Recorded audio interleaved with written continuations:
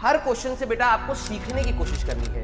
ये वो quality question है जो आपके माइंड को कहीं ना कहीं थोड़ा सा तंग करेंगे, तो आपको कहीं पर भी परेशान नहीं होना है। कहीं पर भी आपको लीव दी रॉड आपको मिलेगी, लीव दी रॉड, ठीक है। तो बच्चों को ये याद रहना चाहिए। ये इस डायरेक्शन में ऊपर कब उठेगा? जब ये वाला जो भी फोर्स है n y, normal reaction along y, ये एम जी से बड़ा हो या फिर बराबर। ये अब आपका रोटेशनल मोशन के बेसिस पर सवाल है। अब मुझे पता है कई सारे बच्चे रोटेशनल मोशन देखते ही छोड़ देते हैं। हेलो बच्चों, मेरा नाम है राजन सिंह और मैं आप सभी का स्वागत करता हूं बेटा जेई वाला चैनल पे। आज हम लोग करने वाले हैं बेटा कट्टर जेई एडवांस का लेक्चर नंबर 5 ऑफ मैकेनिक्स, ठीक है। तो अभी तक हम लोगों ने 4 लेक्चर देखे हैं बेटा, और आज का जो हमारे पास लेक्चर है that will be the last lecture for mechanics. हम लोगों ने बहुत सारे चैप्टर्स को क्लब करा और सभी को टच किया है, हर जगह पर हम लोगों ने कंसेप्ट्स को टच किया है। तो आज जो हमारे पास क्वेश्चन है वही हम लोगों को क्वेश्चन के थ्रू ही चलना है सारी चीजों में। और मैं आप लोगों को एक बात बता दूं कि हर क्वेश्चन से बेटा आपको सीखने की कोशिश करनी है। ये वो क्वालिटी क्वेश्चंस हैं जो आपके माइंड को कहीं ना कहीं थोड़ा सा तंग करेंगे, तो आपको कहीं पर भी परेशान नहीं होना है। और देखो, कुछ बच्चे हैं जिन्होंने शायद सर हम लोगों ने एडवांस के पीवाईक्यूज नहीं लगाए हुए हैं, तो ये आपको अभी जो आपका पास टाइम है, एक महीने का अप्रोक्सीमेटली टाइम आपके पास बच रहा है, तो आप क्या करेंगे, अपने पीवाईक्यूज लगाना स्टार्ट करिए बेटा, ठीक है। ये आपको एक डायरेक्शन देंगे कि किस तरीके से सोचना है और आपको अपने पीवाईक्यूज लगाने पड़ेंगे, ठीक है। और जो ये वाला क्वेश्चन है, मैंने आई थिंक लास्ट क्लास में भी छोड़ दिया था कि आप लोग प्लीज एक बार इसको ट्राई करिएगा। तो जिन बच्चों ने ट्राई करा है please do let me know कि क्या आपका भी आंसर मैच होता है। ये क्वेश्चन कह रहा था बेटा, a spaceship of mass m not moves in the absence of external force with a constant velocity v not, ठीक है। एक स्पेसशिप है हमारे पास जिसका मास कितना दे रखा है बेटा, इनिशियल मास दे रखा है एम नॉट, और ये कांस्टेंट वेलोसिटी वी नॉट से हमारे पास जा रहा है। To change the motion direction a jet engine is switched on. अब होता क्या है कि जब स्पेस में हम लोग बात करें तो स्पेस में कोई भी जेट को अगर अपनी डायरेक्शन चेंज करनी है तो न्यूटन का third law, for every action there is equal and opposite reaction, कहीं ना कहीं यूज करना होता है। वो कोई ना कोई चीज को फेंकेगा, इस साइड फेंकेगा तभी वो इस साइड जा पाएगा, है ना। तो उन्होंने क्या कहा कि अगर उसको डायरेक्शन चेंज करनी है, change the motion direction, a jet engine is switched on, it start ejecting a gas with a velocity u. Gas की वेलोसिटी u है with a constant relative speed to the spaceship, spaceship से relatively वो u से निकल रहा है, and directed at the right angle, right angle पर ये हमारे पास गया है to the spaceship motion.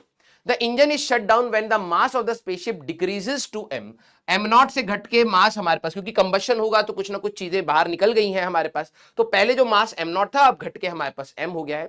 Through what angle alpha in radians did the motion direction of the spaceship deviate due to the jet engine operation. हमें angle बताना है कि कितने एंगल से स्पेसशिप टर्न कर चुका होगा, और अज्यूमिंग मास की वैल्यू है am not divide by E, exponential वाला ई है, यू की वैल्यू आपको दे दी है 50 मीटर पर सेकेंड, और वी नॉट जिससे वो पहले चल रहा था हमारे पास दैट इज 10 मीटर पर सेकेंड, ठीक है।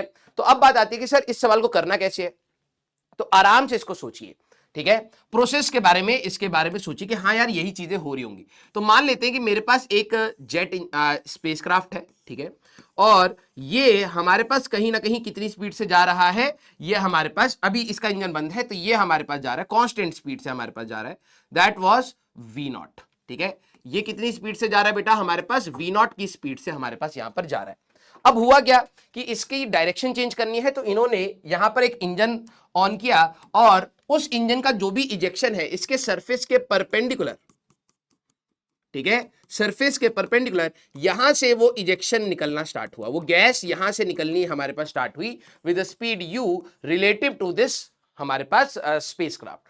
तो ऑब्वियस सी बात है, अगर गैस इधर से निकलेगी तो हमारे पास इसके ऊपर एक फोर्स होगा, इसके ऊपर एक फोर्स होगा, तो कहीं ना कहीं एक फोर्स इस डायरेक्शन में इसको लग रहा होगा, है ना। जैसे मान लीजिए आप लोगों ने फ्लूइड्स में पढ़ा है कि भाई अगर एक कंटेनर है, ठीक है, अगर आपका एक कंटेनर है, यहां से पानी अगर निकल रहा है तो इसके ऊपर एक रिएक्शन फोर्स होता था, है ना, क्योंकि यहां पर उस लिक्विड पर फोर्स लग रहा है, एक्शन है, तो रिएक्शन उस कंटेनर पर भी लगता था। तो उसी लॉजिक से हम लोग अगर बात करें तो यहां पर इसके ऊपर एक फोर्स लग रहा है तो इसके ऊपर भी एक फोर्स लग रहा होगा, ठीक है। और अगर आप देखें तो वो हमारे पास u into d m by d t होगा। सर ये कहां से आया, सर फोर्स तो ma होता है बेटा जब हमारे पास मास चेंज हो रहा होता है, और u हमारे पास f इक्वल टू हमारे पास ma नहीं होता बेटा, हमारे पास dp बाई dt होता है ना। और अगर आप यहाँ पे d by d T of mv अगर आप यहाँ पर करें तो हमारे लिए आप यहाँ पे कह सकते हैं v into d m by d t plus m into d v by d t, क्योंकि यहां पर हमारे पास मास चेंज हो रहा है, ठीक है, यहां पर हमारे पास मास चेंज हो रहा है, तो डीएम बाई डी टी वाला वो हमारे पास जीरो नहीं होगा हमारे पास, और ये वाली जो फोर्स है ये कभी भी इस वेलोसिटी को चेंज नहीं करेगा, तो आप ये कह सकते हैं ये वाला पार्ट हमारे पास हट गया, v into DM by d T हमारे पास फोर्स बना। तो यहां पर u into DM by d T इस डायरेक्शन में फोर्स है, तो ऑब्वियस सी बात है जिस डायरेक्शन में आपका फोर्स लगेगा, स्पेसशिप पर इस डायरेक्शन में फोर्स लग रहा है, तो न्यूटन ने क्या बोला था कि उसका स्टेट चेंज होगा।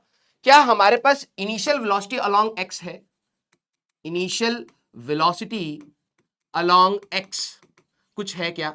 नहीं सर, हमारे पास कुछ भी हमारे पास नहीं है, ठीक है, हमारे पास अलोंग x हमारे पास जीरो है। लेकिन अगर हमारे पास ठीक है, लेकिन अगर आप कुछ फोर्स लगाओगे, जब तक ये मान लेते हैं dt is the time interval, dt time interval for which gas was ejected, जितनी भी देर के लिए गैस को आपने इजेक्ट करा है तब तक ये फोर्स लगता चलेगा। तो क्या यहां पर अगर आप देखें तो इस टाइप से आप कह सकते हैं कि सर जो इनिशियल वेलोसिटी इसके पास यहां पर v नॉट थी, हाँ ठीक है, और इसके पास इनिशियल वेलोसिटी ये थी, और इस फोर्स की वजह से यहां पर एक इसका वेलोसिटी का चेंज आएगा, इस डायरेक्शन में कोई ना कोई वेलोसिटी का चेंज होगा, इसीलिए इसके पास फाइनल वेलोसिटी कुछ ऐसे बन जाएगी। यस और नो? क्या आपको ये बात समझ आई कि हमारे पास ये वाला फोर्स है तो इस डायरेक्शन में भी वेलोसिटी बनेगी, रिजल्टेंट वेलोसिटी इधर हो जाएगी, तो कहीं ना कहीं ये हमारे पास कुछ एंगल यहां पर बेंड कर जाएगा। हमें यही एंगल चाहिए कि ये कितना बेंड हमारे पास होगा, ठीक है। तो अगर हम लोग देखें कि छोटे से इंटरवल के लिए इसने गैस को इजेक्ट करा तो एक एंगल हमारे पास चेंज हुआ, तो मैं यहां पर ये फाइनल वेलोसिटी तो है, इस टाइप से आप लिख सकते हैं, वी एफ ही लिखे रहने दीजिए, कोई दिक्कत नहीं है हमारे पास। अगर मैं यहां पर tan d थीटा की बात करूं तो क्या मैं लिख सकता हूं that is dv divide by v not, और फॉर स्मॉल एंगल जो हमारे पास होगा हम जोड़ लेंगे, फॉर स्मॉल एंगल अगर मैं बात करूं तो स्मॉल एंगल के लिए tan थीटा को थीटा लिख सकते हैं, तो d theta is equal to dv divided by v naught हमारे पास यहां पर होगा, ठीक है, tan theta is equal to dv divided by v naught हमारे पास यहां पर होगा। अब बात आ रही है कि यार इस फोर्स ने इतने इंटरवल तक dt इंटरवल तक लगने के बाद यहां पर वेलोसिटी का चेंज किया है ना, तो क्या मैं along x axis impulse momentum theorem लगा सकता हूं, इंपल्स मोमेंटम थ्योरम क्या मैं यहां पर लगा सकता हूं थ्योरम?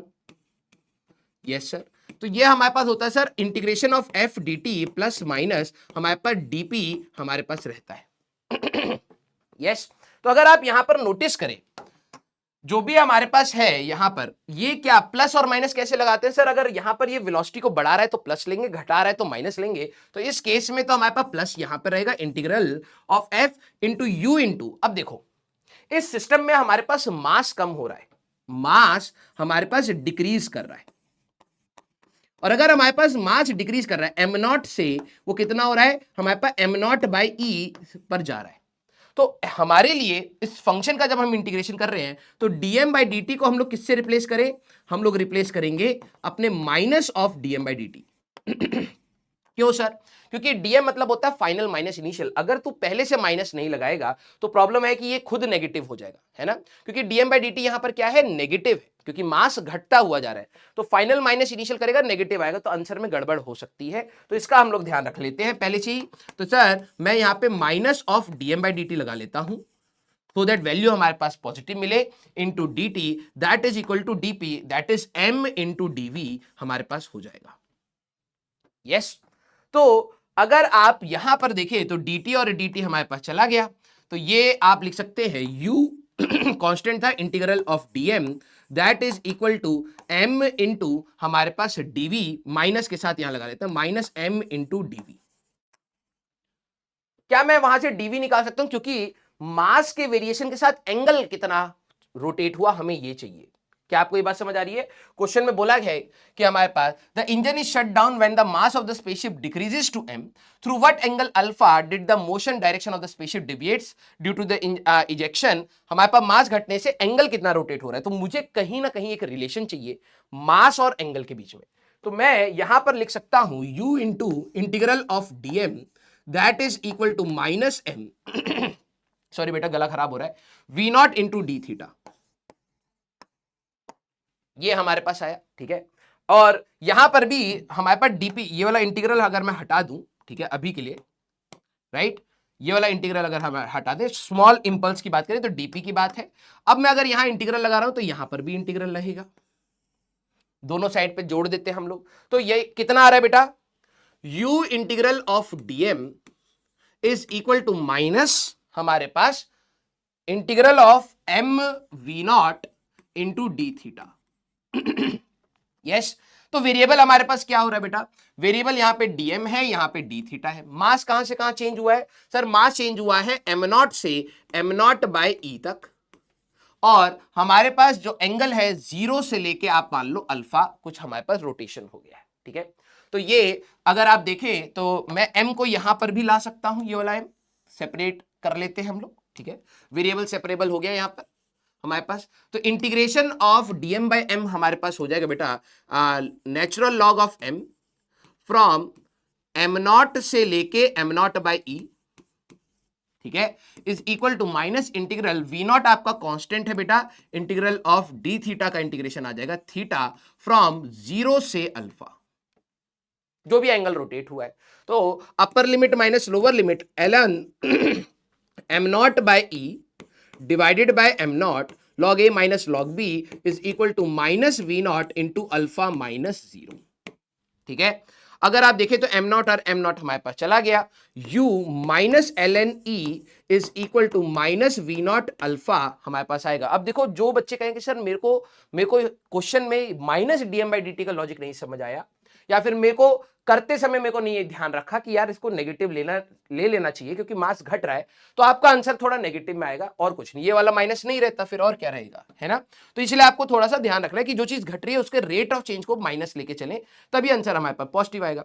तो माइनस और माइनस हमारे पास हट गया, तो नेचुरल लॉग ई 1 हो गया, तो u divided by v naught that is equal to alpha, और u की वैल्यू हमें क्या दे रखी है 50 और v नॉट इज 10, तो ये हो गया हमारे पास 50 डिवाइडेड बाय 10, तो अल्फा की वैल्यू आ गई 5 रेडियंस हमारे पास आंसर। तो अल्फा अगर आप देखें तो हमारे पास यहां पर क्या रहेगा 5 की वैल्यू हमारे पास रहेगी। तो ये एक अच्छा सवाल है जहां पर आप इंपल्स मोमेंटम थ्योरम के बारे में सोच रहे हो, थोड़ा सा न्यूटन लॉस का मिक्सचर के बारे में आप अपनी चीजों को सोच रहे हैं, ठीक है। तो आंसर विल बी 5। चला जाए अगले क्वेश्चन पर। अगला क्वेश्चन कह रहा है बेटा a small smooth pearl of mass, pearl मतलब आप एक स्फेयर मान सकते हैं बेटा, ठीक है, ये हमारे पास एक स्फेयर आप कह सकते हैं, ठीक है, of mass m is threaded into onto a rigid smooth, smooth है हमारे पास, ठीक है, स्मूथ हमारे पास वर्टिकल रॉड, एक वर्टिकल रॉड है which is pivoted at its base, pivot कर दिया है हमारे पास बेस पर। Initially the pearl rest on a small circular disc that is concentric with the rod and attach to a distance d from the rotational axis. यहां पर एक हमारे पास बेस बना करके उस बॉल को रखा हुआ है और वो d डिस्टेंस पर है।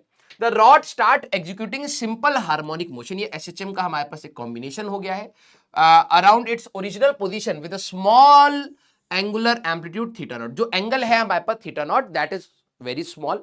If average normal reaction in the vertical direction, जो y डायरेक्शन में हमारे पास एवरेज नॉर्मल रिएक्शन है, ये वर्ड हमारे लिए इंपॉर्टेंट है क्योंकि आप लोग अल्टरनेटिंग करंट चैप्टर में एवरेज निकालना सीख जाते हैं फिजिक्स में, ठीक है।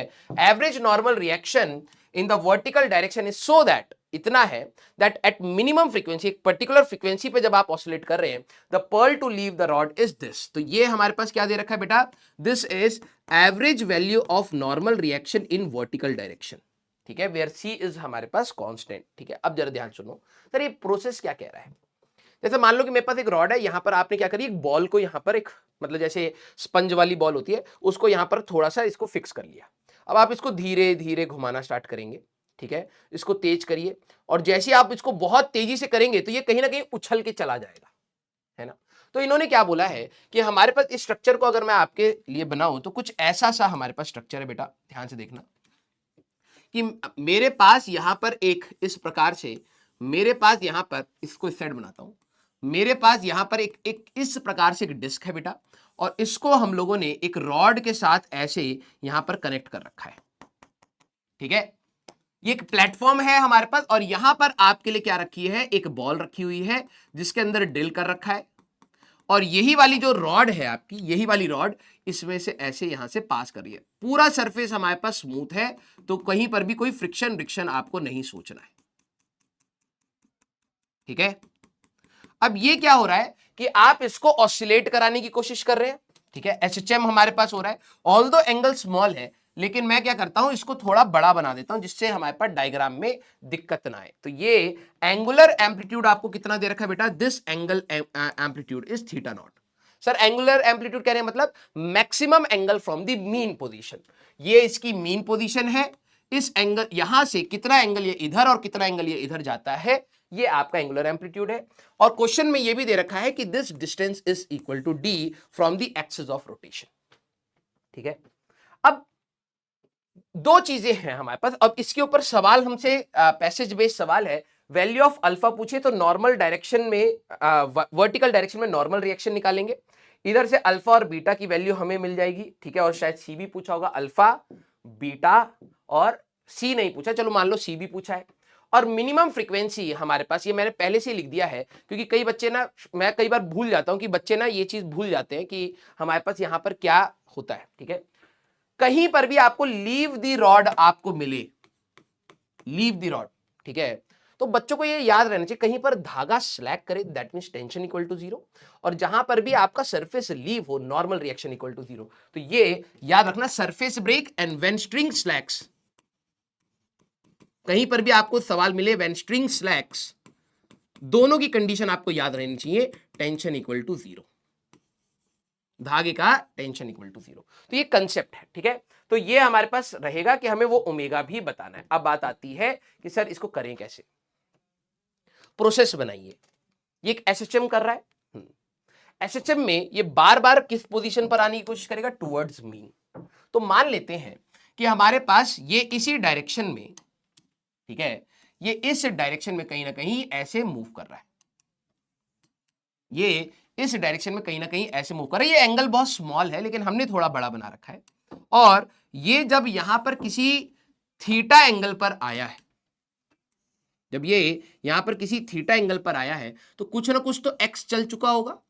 यस, ये इसका एम्पलीट्यूड है। तो अगर मैं एम्पलीट्यूड की बात करूं तो हमारे पास सर ये पूरा लेंथ होगा, तो मैं डी इंटू थीटा नॉट कह सकता हूं। हाँ, डी इंटू थीटा नॉट मतलब ये नहीं कि स्मॉल एंगल थीटा नॉट, नहीं, थीटा नॉट इंटू डी भी आप लिख सकते हैं। ये वाला लेंथ हमारे पास क्या होगा सर, आर्क लेंथ है, that is radius into angle. ठीक है, अब होगा क्या कि जब ये इस पोजीशन पर आएगा बेटा, जब ये इस पोजीशन पर आएगा तो क्या इसका नॉर्मल रिएक्शन होगा, हाँ सर, नॉर्मल रिएक्शन कुछ ना कुछ इस प्रकार से होगा, परपेंडिकुलर टू द सरफेस, और यहां पर इसका एक वजन भी होगा सर। मैंने कहा बिल्कुल, कौन सा फोर्स इसको टुवर्ड्स द मीन पोजीशन लाने की कोशिश करेगा sir, that will be the normal reaction का एक कंपोनेंट। कौन सा कंपोनेंट, जब देखना अगर ये थीटा है, this is 90 minus theta, this angle is theta, तो सर नॉर्मल रिएक्शन का जो ये कंपोनेंट होगा n cos थीटा, इधर लाने की कोशिश कर रहा है बार बार, और n sin थीटा कहीं ना कहीं वजन को बैलेंस आउट कर रहा होगा। राइट, जैसे मैंने यहां पर लिखा कि हमारे पास सरफेस लीव करने की कंडीशन क्या है, leave the rod, that means हमारे पास वाई डायरेक्शन का नॉर्मल रिएक्शन लीव हो जाए, मतलब खत्म हो जाए।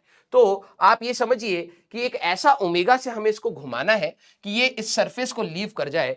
तब क्या कंडीशन आएगी कि सर n sin थीटा या तो mg के बराबर हो जाए, ये वाला फोर्स mg के बराबर हो जाए, या फिर ये mg से ज्यादा हो जाएगा तो कहीं ना कहीं इसको लीव करा देगा।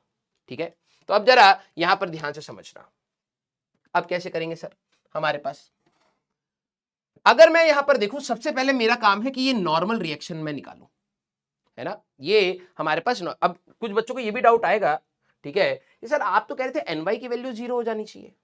ठीक है, हाँ, इस चीज को आप ये चीज समझना कि हमारे पास ये बहुत इंपॉर्टेंट चीज कैसे है, इसमें और इसमें सर नॉर्मल रिएक्शन 0 हमें बताया गया था यार, जब ये ऊपर जाएगा ना तो एक्स एक्सिस में ये एसएचएम कर रहा होगा उस समय, तो एक्स एक्सिस का नॉर्मल रिएक्शन बचेगा, एक्स एक्सिस का नॉर्मल रिएक्शन यहां पर बचा होगा। लेकिन ये वाला फोर्स टू लीव कांटेक्ट, उसमें और इसमें थोड़ा सा माइनर सोचना है, टू लीव कांटेक्ट,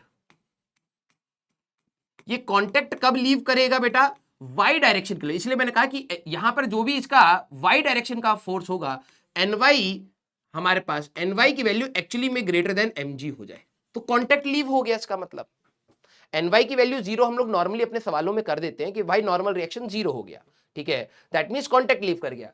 ये इस डायरेक्शन में ऊपर कब उठेगा, जब ये वाला जो भी फोर्स है n y normal reaction along y ये एम जी से बड़ा हो या फिर बराबर हो जाए, तभी तो कॉन्टेक्ट लीव हो गया। तो दोनों में सर जीरो, आप वहां कह रहे हो जीरो रखना है और यहां पर आप कह रहे हो ग्रेटर देन, बात एक ही है, बात हमारे पास एक ही है। नॉर्मल रिएक्शन जीरो इसलिए नहीं हो रहा क्योंकि एक ये वाला कंपोनेंट हमारे पास तब भी रहेगा, ये एसएचएम कर रहा है उस समय, ठीक है। तो ये कंडीशन हमारे पास बनी, इसीलिए मैंने उसको पहले से लिखा था कि यार मिस ना हो जाए दोनों का डिफरेंस हमारे पास क्या है। अब तो पहली बात मेरे को नॉर्मल रिएक्शन तो निकालना पड़ेगा, तो क्या मैं कह सकता हूं कि यार ये एक एसएचएम है हमारे पास, एसएचएम में sir x equal to a sine theta हमारे पास ए साइन ओमेगा टी हमारे पास होता है। मैंने कहा हाँ होता तो है। तो सर हमारे पास एम्पलीट्यूड के टर्म में अगर मैं लिखूं तो D theta naught sign omega T रहेगा। मैंने कहा यस।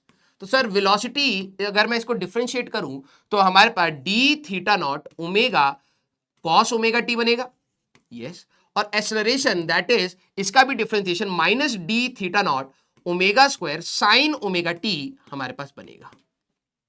कौन सी डायरेक्शन में, एक्स एक्सिस की डायरेक्शन में। तो कौन सा फोर्स इसको इधर लाने की कोशिश कर रहा है सर, एन कॉस थीटा।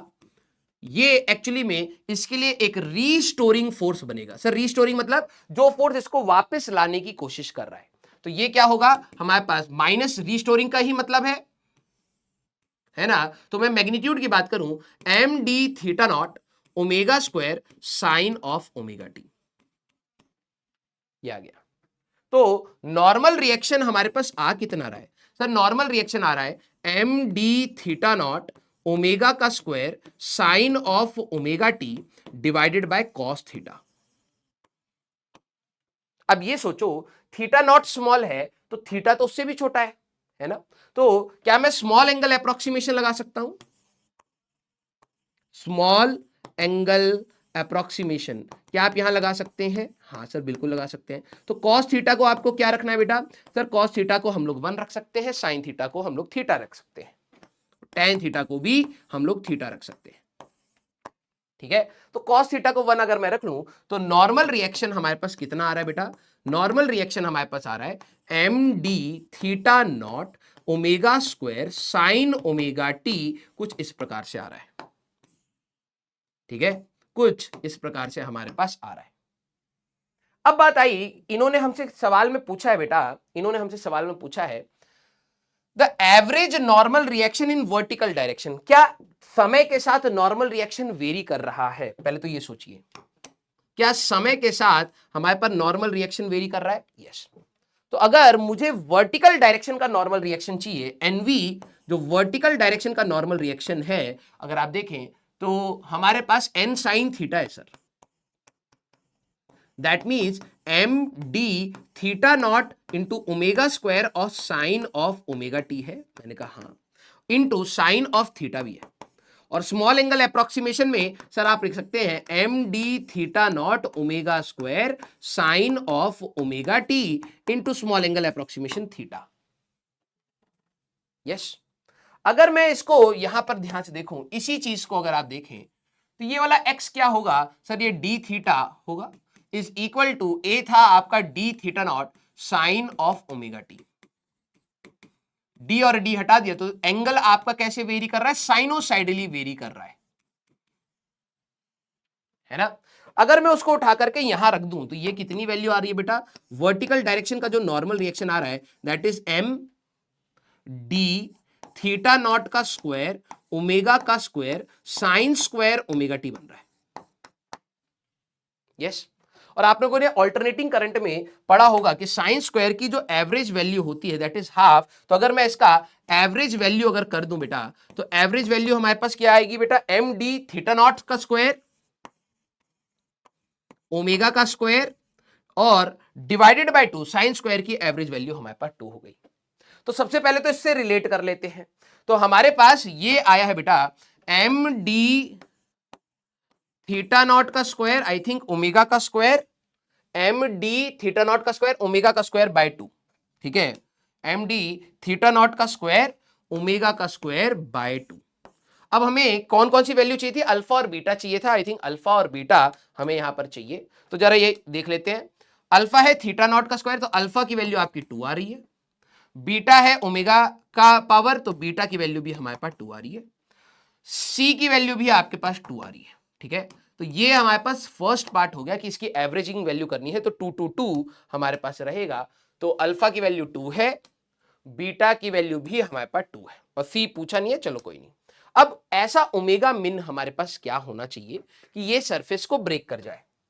तो मैं ये कह सकता हूं कि हमारे पास, अब ध्यान सुनना, हम लोग नॉर्मली कहते हैं सर नॉर्मल रिएक्शन 0 हो जाना चाहिए, लेकिन मैं यहां पे फोर्स एनालिसिस के हिसाब से कहूं तो मैं कहता हूं to leave the surface, to leave surface condition ये होनी चाहिए, मिनिमम मेरे को वैल्यू चाहिए। तो मैं यहां पर कह सकता हूं कि हमारे पास जो वर्टिकल डायरेक्शन की जो हमारे पास एवरेज वैल्यू है, एवरेज जो हमारे पास है, that should be greater than और इक्वल टू किसके, mg के बराबर। क्योंकि जैसे ये mg के बराबर होगा, mg के बराबर होगा तो ये सरफेस को लीव कर जाएगा। ये ऊपर वाला जो फोर्स है ये हमारे पास सरफेस को लीव कर जाएगा, लेकिन n sin थीटा ये अभी भी SHM हमारे पास n cos थीटा से SHM कर रहा होगा, लेकिन ये ऊपर की डायरेक्शन में उठ जाएगा। और अगर आप सर बहुत ज्यादा करोगे तो ये उछल करके बाहर ही आ जाएगा। बिल्कुल।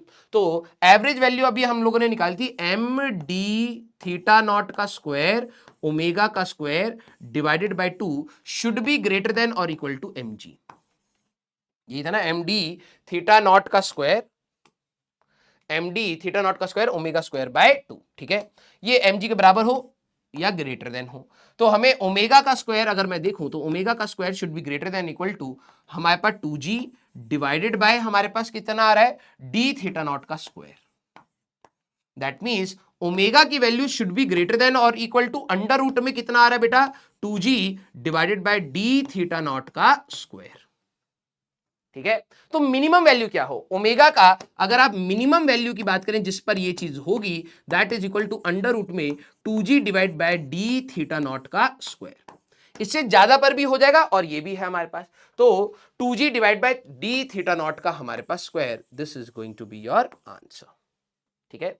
तो इस प्रोसेस से एसएचएम और लॉस ऑफ मोशन को रिलेट करना है। हम लोग नॉर्मली क्या करते हैं बेटा, नॉर्मल रिएक्शन, मैं बार बार बता रहा हूं, कहीं पर भी धागा स्लैक हो, इसको एज अ कंसेप्ट आप इसको स्टार मार्क करिएगा, मिस नहीं होना चाहिए, ठीक है। इसीलिए इसको अलग से जरूर लिखिए कि कहीं पर भी धागा स्लैक हो तो आप टेंशन जीरो करते हैं, कहीं पर भी सरफेस लीव करे तो नॉर्मल रिएक्शन जीरो कर रहे हैं। यहां पर सर आप नॉर्मल रिएक्शन जीरो क्यों नहीं कर रहे भाई, जब एक ब्लॉक है, आप ये समझिए इस पे नीचे mg है, ऊपर एक नॉर्मल रिएक्शन, कोई कंपोनेंट है, नॉर्मल रिएक्शन सरफेस के परपेंडिकुलर लगता है, तो एक कंपोनेंट की वजह से एसएचएम कर रहा है, एक कंपोनेंट यहां है। मैं कह रहा हूं ये वाला फोर्स, ये वाला जो भी फोर्स है वो अगर mg से बड़ा होगा तो उठ जाएगा सरफेस से, वो लीव करने की ही बात हो गई है हमारे पास, ठीक है। तो चला जाए बेटा अगले क्वेश्चन पर। अगला क्वेश्चन हमारे पास यहां पर कह रहा है कि in a physics stunt two balls of equal density, ठीक है, two balls of equal density and radius r and 2r are placed with the centre of placed with the centre of the larger one at the middle of the cart, ये इसके बिल्कुल बीच में रखा हुआ है, ठीक है, ऑफ मास 6 kg, ये है हमारे पास 6 kg, 6 kg के हमारे पास कार्ट है, इन दोनों के आई थिंक डेंसिटी सेम है। In physics stunt two balls, ठीक है, ऑफ इक्वल डेंसिटी, एक का रेडियस r है बेटा, इसका रेडियस हमारे पास क्या है r है, और इसका रेडियस इज 2r, ठीक है, with the centre of the larger one at the middle cart m, इतना लेंथ है हमारे पास 2 metre, the mass of the, इसका जो लेंथ दे दिया है that is equal to 2 metre, ठीक है, the mass of the smaller ball is 1 kg, इसका जो वैल्यू है बेटा दैट इज 1 kg, ठीक है, the ball are made to roll without slipping in such a way that the larger ball rest on the cart, ये जो larger ball है ये इस पर कार्ट पर है, and a straight line connecting their centre remains at a constant angle phi equal to 60 degree, ये अब समझना है आपको, ठीक है। To the horizontal, the cart is pulled by a horizontal force in the direction as shown in the figure, आप इसको यहां पर खींच रहे हैं। The ratio of magnitude of angular acceleration of the smaller ball to the larger ball, ठीक है, और the magnitude of force F कितना होगा, चलिए भाई, ठीक है। अब इस सवाल को पहले प्रोसेस को समझिएगा, ये अब आपका रोटेशनल मोशन के बेसिस पर सवाल है। अब मुझे पता है कई सारे बच्चे रोटेशनल मोशन देखते ही छोड़ देते हैं, ठीक है, तो ध्यान से सुनिएगा, अच्छा सवाल है, ठीक ठीक है, टफ सवाल है, आउट ऑफ बॉक्स सवाल आप कह सकते हैं, और कैलकुलेटिव सवाल। मतलब ये जो टफ, बिल्कुल टफ वाली कैटेगरी होती है कि कंसेप्ट भी आपको टफ लग रहा है, एप्लीकेशन भी आपकी टफ है, कैलकुलेशन भी आपकी टफ है, वो वाला ये सवाल है। ठीक है, तो इसमें बहुत पेशेंस आपको भी चाहिए, मुझे भी चाहिए। ठीक है, तो ध्यान से इसको सुनिएगा। हो क्या रहा है बेटा, जैसे मान ले फॉर द टाइम बीइंग अभी ये बॉल हमारे पास है नहीं। ठीक है, अब घबरा करके छोड़ेगा तो अलग बात है बेटा, कोशिश कर ले, बस मैं ये कहूंगा बॉल हमारे पास है नहीं। अगर तू इसको यहां पर खींचेगा तो क्या ये इस पर रोल आउट कर जाएगा? हाँ सर, ये इस पर रोल आउट कर जाएगा। ये हमारे पास कुछ ना कुछ ऐसे रोल आउट करता, ठीक है, और इस तरीके से घूमना हमारे पास स्टार्ट कर देता। ठीक है, और घूमना स्टार्ट करता, और टॉर्क कौन दे रहा होता सर? फ्रिक्शन हमारे पास यहां पर इसको टॉर्क दे रहा होता, क्योंकि इसकी स्लिपिंग पीछे की डायरेक्शन में है तो फ्रिक्शन इसको टॉर्क देगा, तो घुमा करके ये हमारे पास ऐसे ले जाएगा। लेकिन सवाल में एक बात बोली है कि इसी के ऊपर एक और स्फीयर भी है। ये हमारे पास स्फीयर है जिसका मास वास अभी हमें दे रखा है। इन्होंने एक बहुत इंपॉर्टेंट बात बोली है, अगर आपने देखा कि constant angle phi equal to 60 degree. ये क्या कह रहे हैं, ये जब इधर जाएगा तो ये वाली बॉल हर जगह रफ है हमारे पास, ये वाली बॉल कैसे घूम कर, अगर ये रोक करके रखता तो ये क्या होते, ऐसे गिरती। दैट मीन्स इसके पास टेंडेंसी है ऐसे जाने की, है ना। अगर तू इसको रोक ले तो ये ऐसे जाकर के नीचे गिरेगा, तो इसके पास टेंडेंसी ऐसे। अब देखो जरा यहां पर, ये कह रहे हैं एंगल हमारे पास 60 डिग्री कांस्टेंट रहेगा। कुछ बच्चे कहेंगे सर ऐसा कैसे हो सकता है, ये यहां पर है, ये तो थोड़ी देर के बाद जब ये नीचे जाएगा तो एंगल यहां पर है सेंटर का, थोड़ी देर के बाद बॉल यहां पर आ जाएगी, तो सर एंगल तो कम हो गया, एंगल तो कम हो गया। लेकिन कहा है कि कांस्टेंट एंगल रहे, इसका मतलब आप समझ पा रहे हैं, कांस्टेंट एंगल। ये बॉल इस तरीके से घूम रही है, ये बॉल इस तरीके से, ये नीचे गिरना चाह रही है लेकिन तब तक ये उल्टा घूम जा रही है। जैसे आपके दो चक्के होते हैं, जैसे आप लोगों ने वो देखे होंगे ना, इस प्रकार से हमारे पास दो चक्के होते हैं, है ना।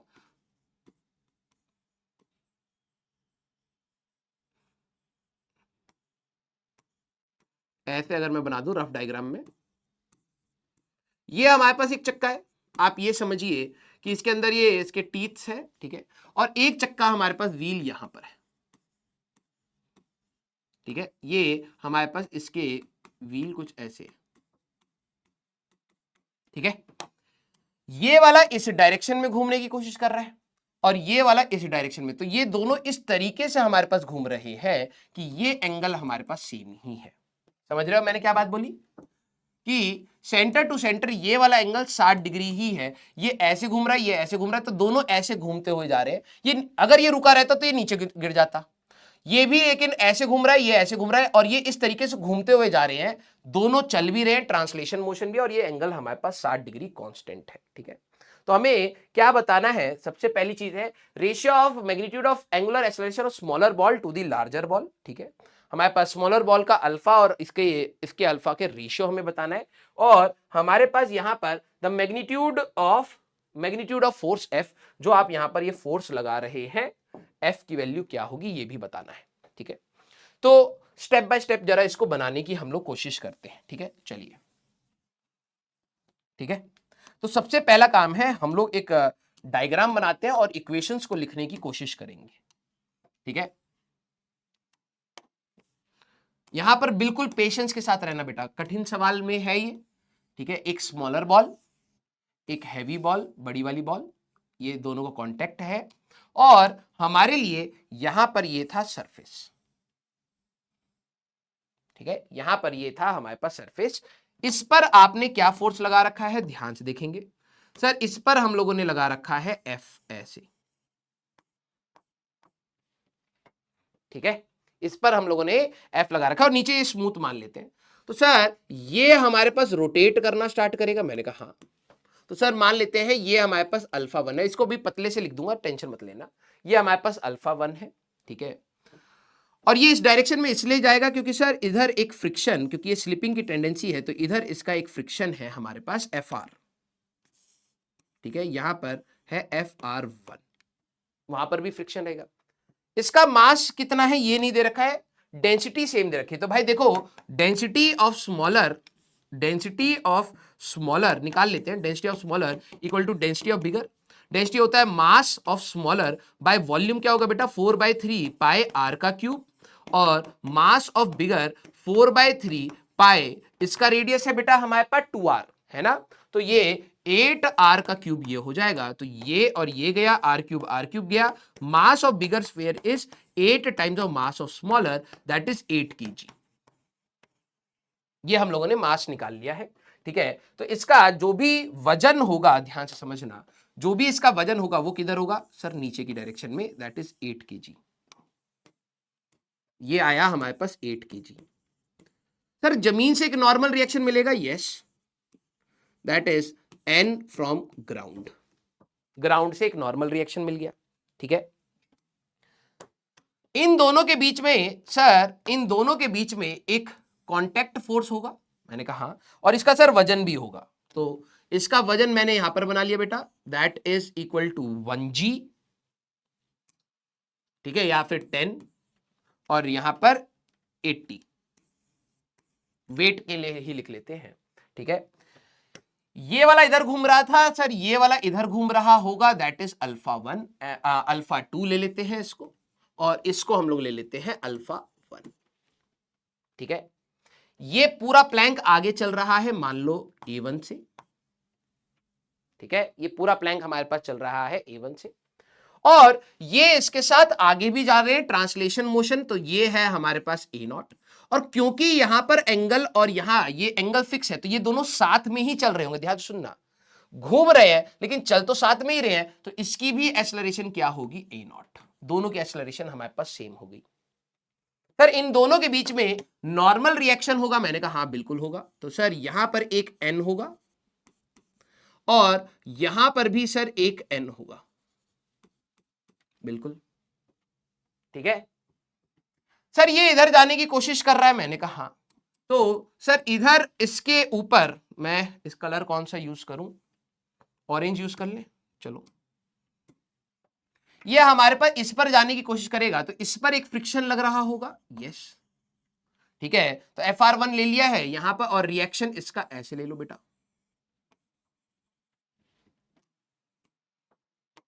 ये आप ले लीजिए FR2 और FR2 फ्रिक्शन, ठीक है। इसकी वैल्यू, इसको थोड़ा पतला कर देते हैं, साफ साफ बनाना पड़ेगा बेटा, नहीं तो वेरिएबल्स आपको तंग करेंगे। ये हमारे पास डायग्राम आ गया, ठीक है, क्लियर। वजन ले लिया, नॉर्मल रिएक्शन ले लिया, आपस में ले लिया, फ्रिक्शन ले लिया, हाँ हाँ हाँ, सारी चीजें हो गई।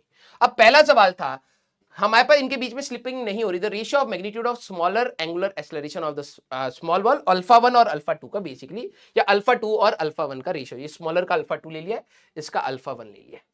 अब जरा देखना, क्योंकि स्लिपिंग तो हो नहीं रही, तो जो ये स्मॉलर बॉल है, इसकी अगर मैं एक्सेलरेशन की बात करूं, तो ध्यान सुनना, ये A0 से यहां पर जा रहा है, हाँ सर, और जो हमारे पास बड़ी बॉल थी, जो हमारे पास बड़ी बॉल थी, उसका भी पॉइंट ऑफ कांटेक्ट A0 से आगे जा रहा है, यस।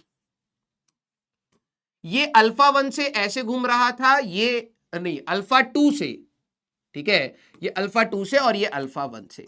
तो क्या मैं यहां पे कह सकता हूं, इसके पास जो टेंजेंशियल एक्सेलरेशन होगी इस डायरेक्शन में, दैट इज इक्वल टू हमारे पास 2r अल्फा 2 होगी, और इसके पास जो टेंजेंशियल डायरेक्शन में यहां पर जो एक्सेलरेशन होगी, that is equal to r alpha 2, yes, है ना। और आपको ही पता है कि अगर हमारे पास रोलिंग विदाउट स्लिपिंग हमारे पास हो रहा है, इन दोनों पे चल रहा है, तो टेंजेंशियल वेलोसिटी इनकी या टेंजेंशियल एक्सेलरेशन सेम होनी चाहिए। ये दोनों तो सेम ही है, तो कंपोनेंट लोगे तो सेम ही आएगा, ये वाला इसके बराबर होना चाहिए। तो 2r अल्फा 2 की value r alpha 1, 2r alpha 1 की वैल्यू, ठीक है, 2r अल्फा 1 की वैल्यू किसके बराबर होनी चाहिए, हमारे पास 2r अल्फा 1 की वैल्यू एक्चुअली में r अल्फा 2 के बराबर होनी चाहिए। ये और ये चला गया, तो हमारे पास the magnitude of acceleration of the smaller sphere, तो alpha 2 by alpha 1 that is equal to 2। तो ये जो रेशियो हमारे पास आना चाहिए, सबसे पहली बात ये 2 का आना चाहिए। तो ये वाला तो आई थिंक आसान होगा। इस डायरेक्शन में अगर आप देखें, इस डायरेक्शन में जो भी एक्सेलरेशन होगी, दोनों पॉइंट्स अगर आप ए और बी पॉइंट्स पकड़ ले, दोनों की वेलोसिटी और एक्सेलरेशन मैच होगी, तभी यहां पर कोई स्लिपिंग नहीं हो रही होगी। तो सर आपने A0 को क्यों नहीं करा, क्योंकि दोनों पैरेलल हैं, इनके जो भी कंपोनेंट आएंगे वो सेम आएंगे, ये वाला और ये वाला मैच होना चाहिए, तभी हमारे पास ये दोनों के बीच में आपस में स्लिपिंग नहीं होगी। तो अल्फा 1 और अल्फा 2 का ये आ गया। अब बात आई कि हमें एफ की वैल्यू निकालनी थी, है ना। Next part is find the magnitude of force F. तो अब जरा देखना, धीरे धीरे स्टार्ट करते हैं, एक एक बॉडी को पकड़ के स्मॉलर स्फेयर की बात करते हैं। सारे बच्चे एक बार कोशिश करें, स्मॉलर स्फेयर की अगर मैं यहां पर बात करूं तो ग्राउंड फ्रेम से ये ट्रांसलेशन मोशन में भी है और रोटेशन मोशन में भी है। तो अगर मैं अलोंग एक्स की इक्वेशन बनाऊं, sigma F x equal to m a x की बात करूं, तो एक्स एक्सिस में कौन कौन से फोर्स होंगे। सर देखो ये 60 डिग्री है, तो यहां पर ये वाला भी 60 डिग्री होगा। मैंने कहा हाँ। और अगर आप देखें तो सर ये 60 है, तो ये 60 है, ये वाला एंगल इसका 30 डिग्री होगा। यस। तो एक्स एक्सिस में कौन से फोर्स है, ये तो वाई एक्सिस में है, हाँ। तो एक्स एक्सिस में आएगा सर एन कॉस 60, मैंने कहा yes, minus f are two cos 30 that is equal to mass था 1 equal to a naught. Mass इसका 1 था, है ना, ए नॉट। तो कॉस 60 की बात करें तो n root 3/2 minus f are two cos 30 that is 1/2 equal to a naught. तो ये आ जाएगा बेटा n root 3 minus f are two equal to 2a naught. एक इक्वेशन ये आ गई ट्रांसलेशन की।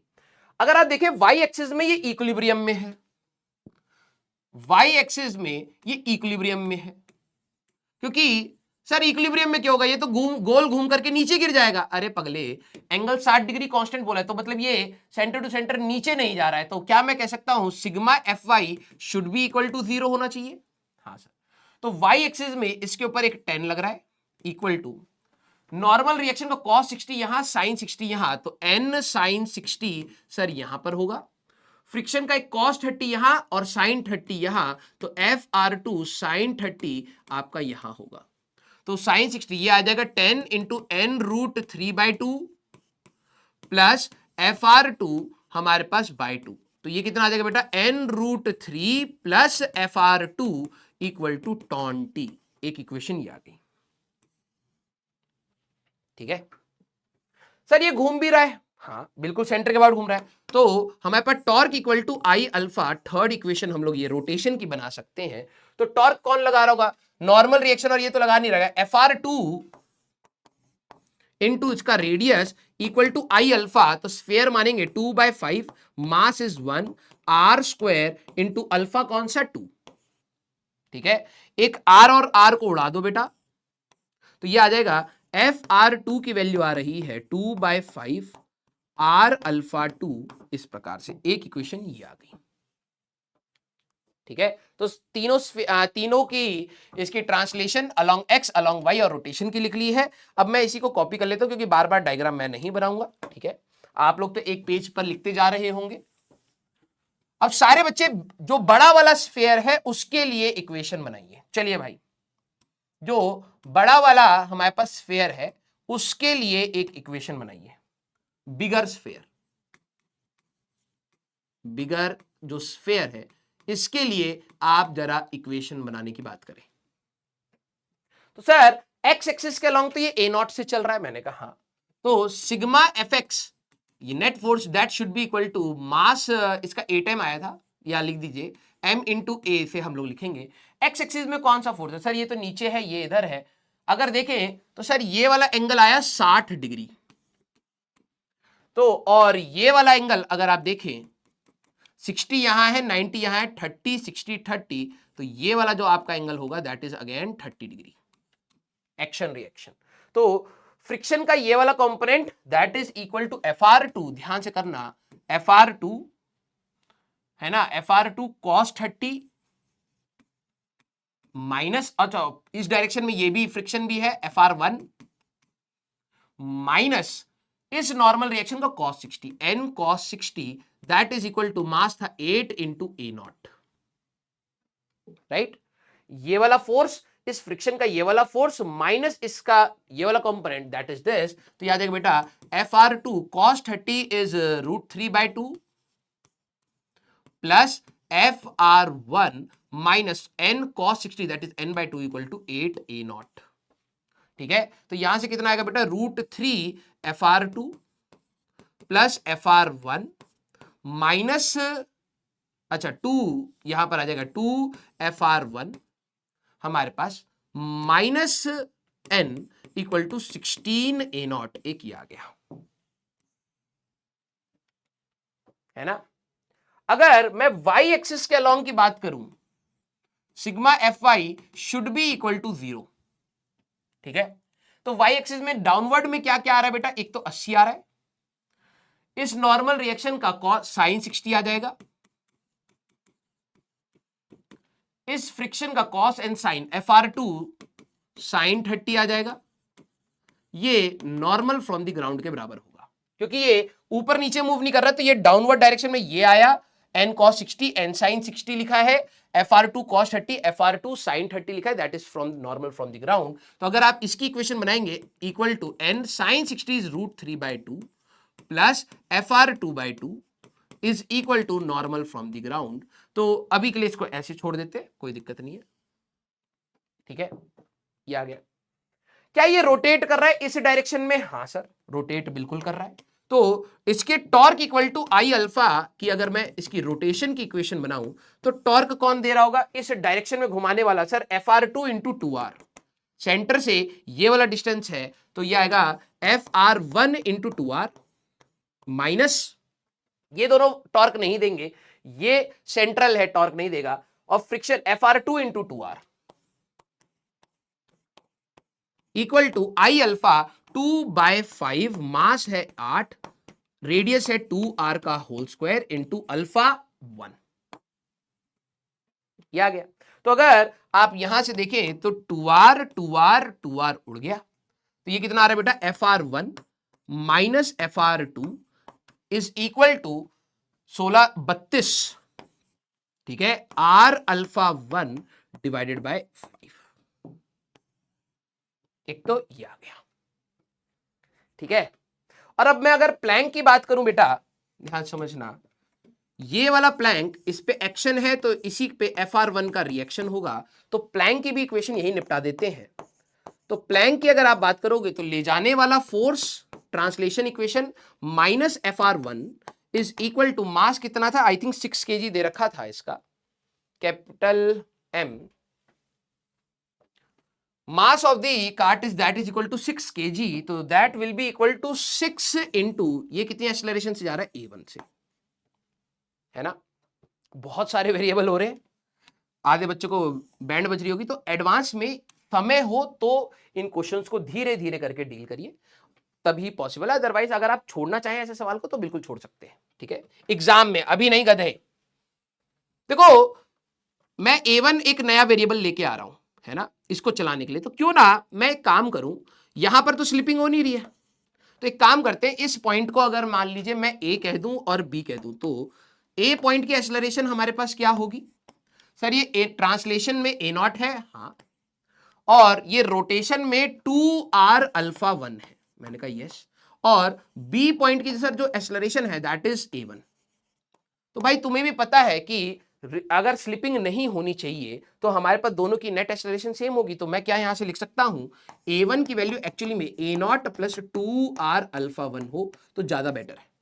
अब दूसरा वेरिएबल क्यों लाना, तो मैं एक काम करता हूं, ऐसे लिख लेता हूं, FR1 is equal to 6 times of A1, that is equal to A0 plus 2R alpha 1,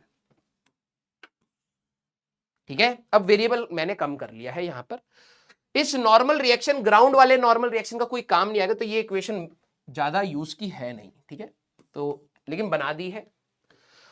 हाय राम, अब मुझे भी लग रहा है मैं क्यों ले लिया ये सवाल, लेकिन चलिए ठीक है, हमें टारगेट तो करना है। तो अब मैं एक काम करता हूं, सारी रिएक्शंस को एक जगह लिख लेता हूं। हमें करना क्या है, हमें ना बेसिकली पहले इक्वेशन लिखते हैं, फिर देखते हैं कि कैसे है। तो पहली है, भाई गलती ना हो, ठीक है, मैं यहां पे ऑल इक्वेशंस एक जगह पर लिखता हूं। आपके पास तो एक जगह होगा, मुझे बार बार स्लाइड चेंज करनी है, कहीं गलत ना हो जाए, इसलिए मैं इसको एक जगह लिख लेता हूं। और गलती हो भी गई तो मैं एक ही बार सॉल्व करूंगा, भाड़ में जाए, ठीक है, कंसेप्ट बता दिया, खुद से कर लिया, इक्वेशन सॉल्व करनी है, ठीक है। तो ये क्या आएगा बेटा हमारे पास, यहां तो कोई इक्वेशन नहीं है ना, n√3 minus FR2, n√3 minus FR2 equal to 2a0, I think यही था, ठीक है। n√3 minus fr2 equal to 2a0, n√3 plus fr2 equal to 20, n√3 plus fr2 equal to 20, ठीक है। और फिर क्या था हमारे पास, fr2 है 2/5 r alpha 2, fr2 2/5 r alpha 2, एक इक्वेशन ये हो गई, ठीक है। हमारे पास अल्फा 1 और अल्फा 2 का भी रिलेशन हम लोगों ने निकाल ही लिया था, तो यह है alpha 2 is equal to 2 alpha 1, alpha 2 is equal to 2 alpha 1, ये भी हम लोगों ने निकाल लिया है, ठीक है। अब बड़े वाले स्फीयर का हमारे पास क्या है, √3 fr2, √3 fr2, ठीक है, प्लस 2 fr1 इक्वल टू हमारे पास कितना है, minus n equal to 16a0, minus n equal to 16a0, ये आया, ठीक है सर। ग्राउंड वाले को हम लोग अभी यूज नहीं करेंगे, fr1 माइनस fr2, जरूरत पड़ेगी वेरिएबल कहीं दिखे क्योंकि वो इकलौते एक इक्वेशन में है, जरूरत पड़ेगी तो देख लेंगे। fr1 minus fr2 32/5 r alpha 1, ये आया। और एक एक्सटर्नल फोर्स जो हमारे पास आ रहा था that was minus fr1, f minus fr1 is equal to 6 times of, क्या दिख रहा है 6 ही है, हाँ, a0 plus 2r alpha 1, a0 plus 2r alpha 1। Sir tata bye bye हम नहीं करेंगे, हाँ मुझे पता है, ठीक है। तुम्हें टफ सवाल डील तो करने हैं, बस सर थ्योरी बता दिया बस, राम थ्योरी से काम चल रहा होता था, हमें भी मजा आता। वेरिएबल क्या क्या है जरा मार्क करते हैं, एक नॉर्मल रिएक्शन नहीं पता, fr2 नहीं पता, a0 नहीं पता, नॉर्मल रिएक्शन ले लिया, fr2 ले लिया, हमारे पास fr2, हमें अल्फा 2 की वैल्यू भी एक्चुअली में नहीं पता है ना, r क्वेश्चन में दे रखा है, अल्फा 1 भी हमें नहीं पता, fr2 fr1 n ले लिया है, a0 ले लिया है, fr2 fr1 r अल्फा और अल्फा, हाँ ठीक है, और ये f भी हमें नहीं पता।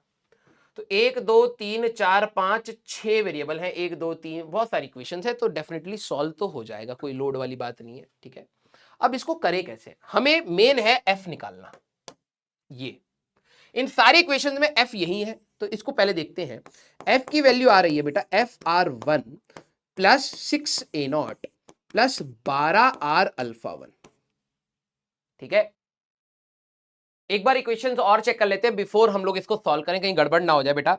तो हमारे पास यहां पर अगर आप देखें तो हमारे लिए जो फर्स्ट इक्वेशन यहां पर आ रही है n cos 60, ठीक है, माइनस f cos 30, ठीक है, n cos 60 equal to 1 into a0 cos 60, यहीं पर ही गड़बड़ हो रही है हमारे पास, ये वाली गड़बड़ हो गई, ठीक है। तो this will be n cos 60 that is 1/2 minus fr2 cos 30 that is √3/2 is equal to a0, तो ये आ जाएगा बेटा n minus fr2 √3 is equal to 2a0। पहले इसको चेक कर लेते हैं, ठीक है, क्योंकि बहुत सारी इक्वेशन सॉल्व करनी है, तो n माइनस fr√3, ठीक है, n माइनस पहली वाली इक्वेशन में हमारे पास आएगा बेटा n minus fr2 √3 equal to 2a0, ठीक है। सेकेंड इक्वेशन हमारे पास आ रही है बेटा, हमारे पास y एक्सिस में बराबर था, तो 10 is equal to n cos 60 n sin 60 fr2 cos 30 sin 30 1/2 √3/2, ठीक है। टॉर्क में आएगा fr2 into r equal to 2/5 1 into r square into alpha 2, तो ये r चला गया, ये आ गया हमारे पास, ठीक है। सेकेंड बड़े स्फेयर की बात करें तो हमारे पास अगर हम लोग x एक्सिस में बात करें तो ये दोनों इधर था, fr1 fr2 का cos 30 माइनस n का cos 60 is equal to 8a0, ठीक है, सही है, cos 30 √3/2 cos 60 1/2, ठीक है। y एक्सिस में अगर आप बात करेंगे तो 80 प्लस fr2 का sin 30, ठीक है, n का sin 60 इक्वल टू ng, बिल्कुल सही है। टॉर्क की अगर हम लोग बात करें तो ये वाला इस डायरेक्शन में घुमा रहा है, fr2 into 2r minus fr1 into 2r, बिल्कुल सही, fr2 इंटू 2r माइनस में हो गया, 2/5 8 kg का था into 2r square into alpha, ये आ गया। इन दोनों के लिए एक और इक्वेशन भी हम लोग बना सकते हैं कंबाइंड ट्रांसलेशन की, है ना। इस पूरे सिस्टम में देखिए इंटरनल है। एक्स एक्सिस में अगर मैं बात करूं तो FR1 ही कहीं ना कहीं इन दोनों के लिए टोटल मास इंटू एक्सेलरेशन, तो 8 + 1 A0 से हमारे पास जा रहा है। तो एक इक्वेशन ये और आ जाएगी, FR1 is equal to 9 A0। अगर हमें ये कहीं यूज करनी हुई तो हम लोग यूज कर सकते हैं। ठीक है, मैं यहां पे अभी के लिए ऐसे लिख देता हूं हमारे लिए, इसको नीचे कर देते हैं। ठीक है, तो FR1 is equal to 9 A0, एक ये आ गई। ठीक है, तो हमारे पास इक्वेशन हम लोगों ने सही लिख ली है। FR1 माइनस 32/5 R-alpha1, फिर ये है हमारे पास √3 FR2 + 2 R2 FR1 minus N is equal to 16 A0 like this. बिल्कुल ठीक है। ठीक है, तो अब हम लोगों को यहां पर इसमें से F निकालना था बेटा। मेन पर्पस हमारा क्या था, F निकालने का। तो इक्वेशन एक बार चेक करना जरूरी है, वेरिएबल्स भी बहुत सारे हैं, इक्वेशन भी बहुत सारी हैं, ध्यान से करना पड़ेगा। तो अगर मैं F की बात करूं तो ये आएगा बेटा FR1 + 6 A0 + 12 R-alpha1। ठीक है, अगर मैं देखूं तो मेरे को FR1 पता लग जाए, A0 पता लग जाए, R-alpha1 पता लग जाए तो आंसर आ जाएगा। तो FR1 की वैल्यू मैं यहां से 9 A0 रख सकता हूं प्लस 6 A0 प्लस 12 R-alpha1। तो ये F की वैल्यू कितनी आ रही है बेटा, 15 A0 प्लस 12 R-alpha1। अब हमारा टारगेट क्या बन रहा है यहां से कि सर अगर आपको F चाहिए तो आप एक तो A0 निकाल लो और एक R-alpha1 निकाल लो तो काम बन जाएगा। ठीक है, तो मैंने कहा चलो ठीक है, एक काम करना स्टार्ट करते हैं, A0 और R-alpha1। ठीक है, तो क्या मैं यहां से सबसे पहले मैं अगर इन इक्वेशंस को देखूं तो FR2 is equal to 2/5 R, alpha 2 की जगह 2 अल्फा 1 लिख लूं, क्योंकि अल्फा 2 नहीं चाहिए मुझे, अल्फा 1 चाहिए, तो मैं उसके टर्म में ले चलता हूं। तो FR2 is equal to 4/5 R alpha 1, ये आ गया।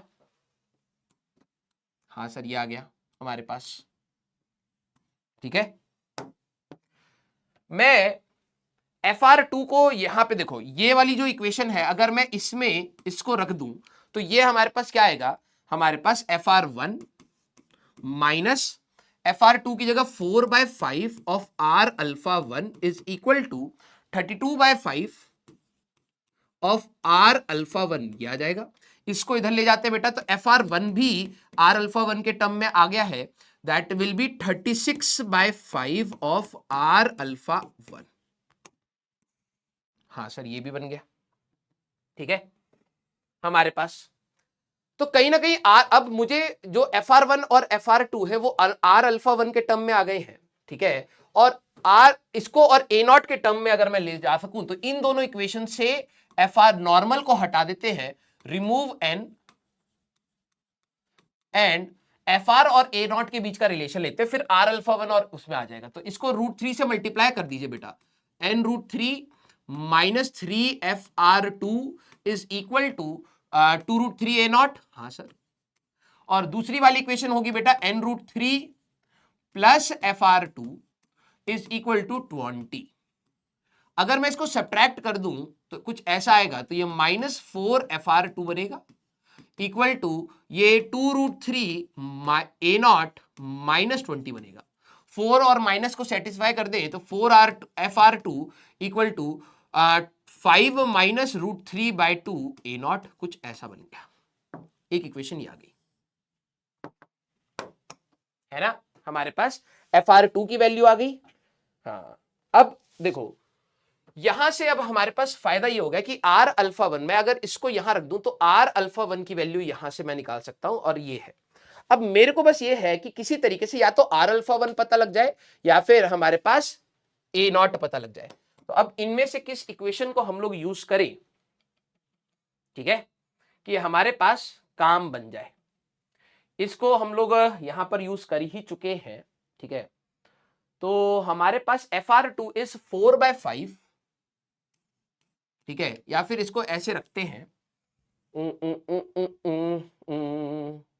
हमारे पास कोई और इक्वेशन काम की बन जाए जहां से हम लोग इनको हटा सके। यहां पर नॉर्मल रिएक्शन और डालना पड़ेगा। ठीक है, तो हम लोग एक काम करते हैं, FR1 is equal to 9 A0 है ना, इसको इससे रिलेट कर देते हैं। ठीक है, R-alpha1 और A0 के बीच में रिलेशन आ जाएगा, 9 A0 is equal to 36/5 R alpha 1, ठीक है। तो ये हमारे पास 4 टाइम्स चला गया, तो ए नॉट की वैल्यू आ गई 4/5 of R alpha 1। A naught की वैल्यू ये आ गई।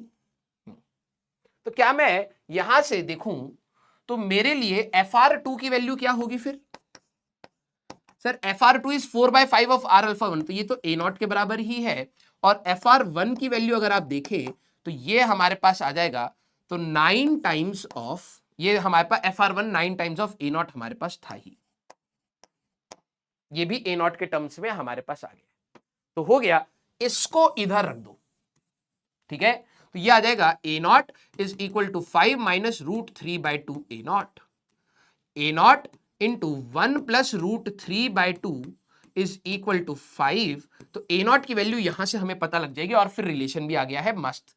तो ये आ जाएगा बेटा 10 डिवाइड बाय 2 प्लस √3। तो अगर आप यहां से कैलकुलेटर खोल लें और देखें तो ये वैल्यू अप्रोक्सीमेटली कितनी जाएगी, 2 प्लस 1.73 दैट इज 3.73, ठीक है। तो 10 divide by 3.73 that is equal to 2.68, ठीक है। 2.7 मान लेते हैं इसको अपनी आसानी के लिए, ये आ गया। तो अब मेरे को जो f चाहिए था बेटा, ठीक है, मेरे को जो f चाहिए था दैट इज 15 ए नॉट, ठीक है, प्लस 12 आर अल्फा 1, ये चाहिए हमें, ठीक है। तो ए नॉट की वैल्यू तो हमें पता है, अब आर अल्फा 1 की वैल्यू मैं यहां से निकाल सकता हूं, जरा ध्यान समझना। आर अल्फा 1 हमारे पास कितना है sir? R alpha 1 is 5/4 of a naught, है ना। तो मैं अगर इसको यहां रख दूं, सर किसको कहां रख रहे हो बेटा, जुगाड़ बनाना पड़ता है।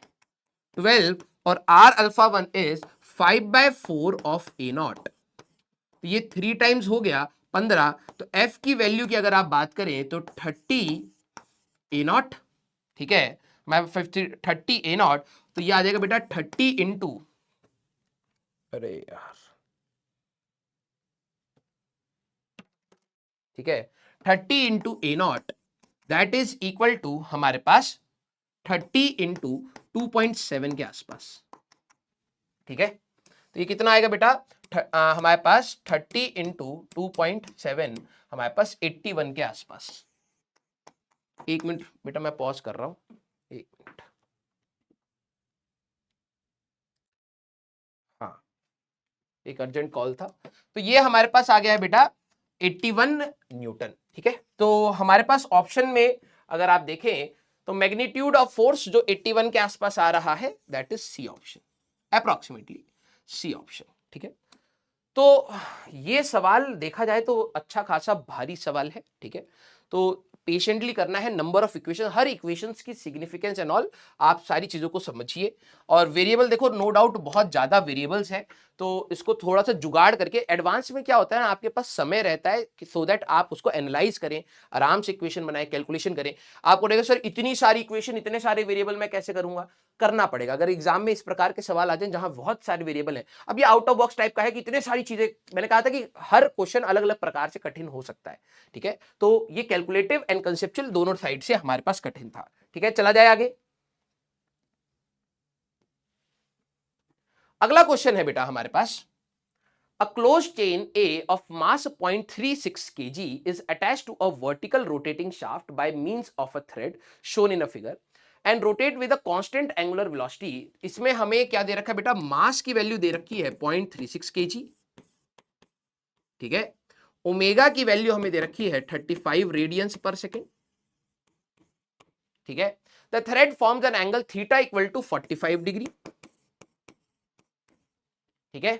With the vertical, the distance between the chain center of gravity and rotation axis is इतना centimetre and tension of the thread is इतना न्यूटन, ठीक है। अब हमारे पास ये क्या कह रहा है, जैसे मान लो कि आप लोगों ने भी ना कई बार चेन मान लो आपने बांध रखी है, चेन है, अब उसको धागे से बांध करके आप उसको घुमाने की कोशिश कर रहे हैं। तो इस प्रकार से आप इसको रोटेट करेंगे तो ये इस प्लेन में कहीं ना कहीं इस प्रकार से घूमना स्टार्ट करेगी, ठीक है।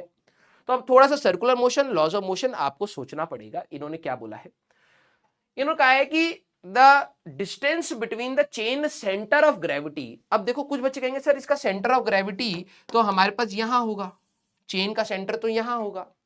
अगर मान ले कि सेंटर वहां है तो वजन भी वहीं लग रहा होगा। यस। और इस धागे के अंदर हमारे पास क्या है, टेंशन है।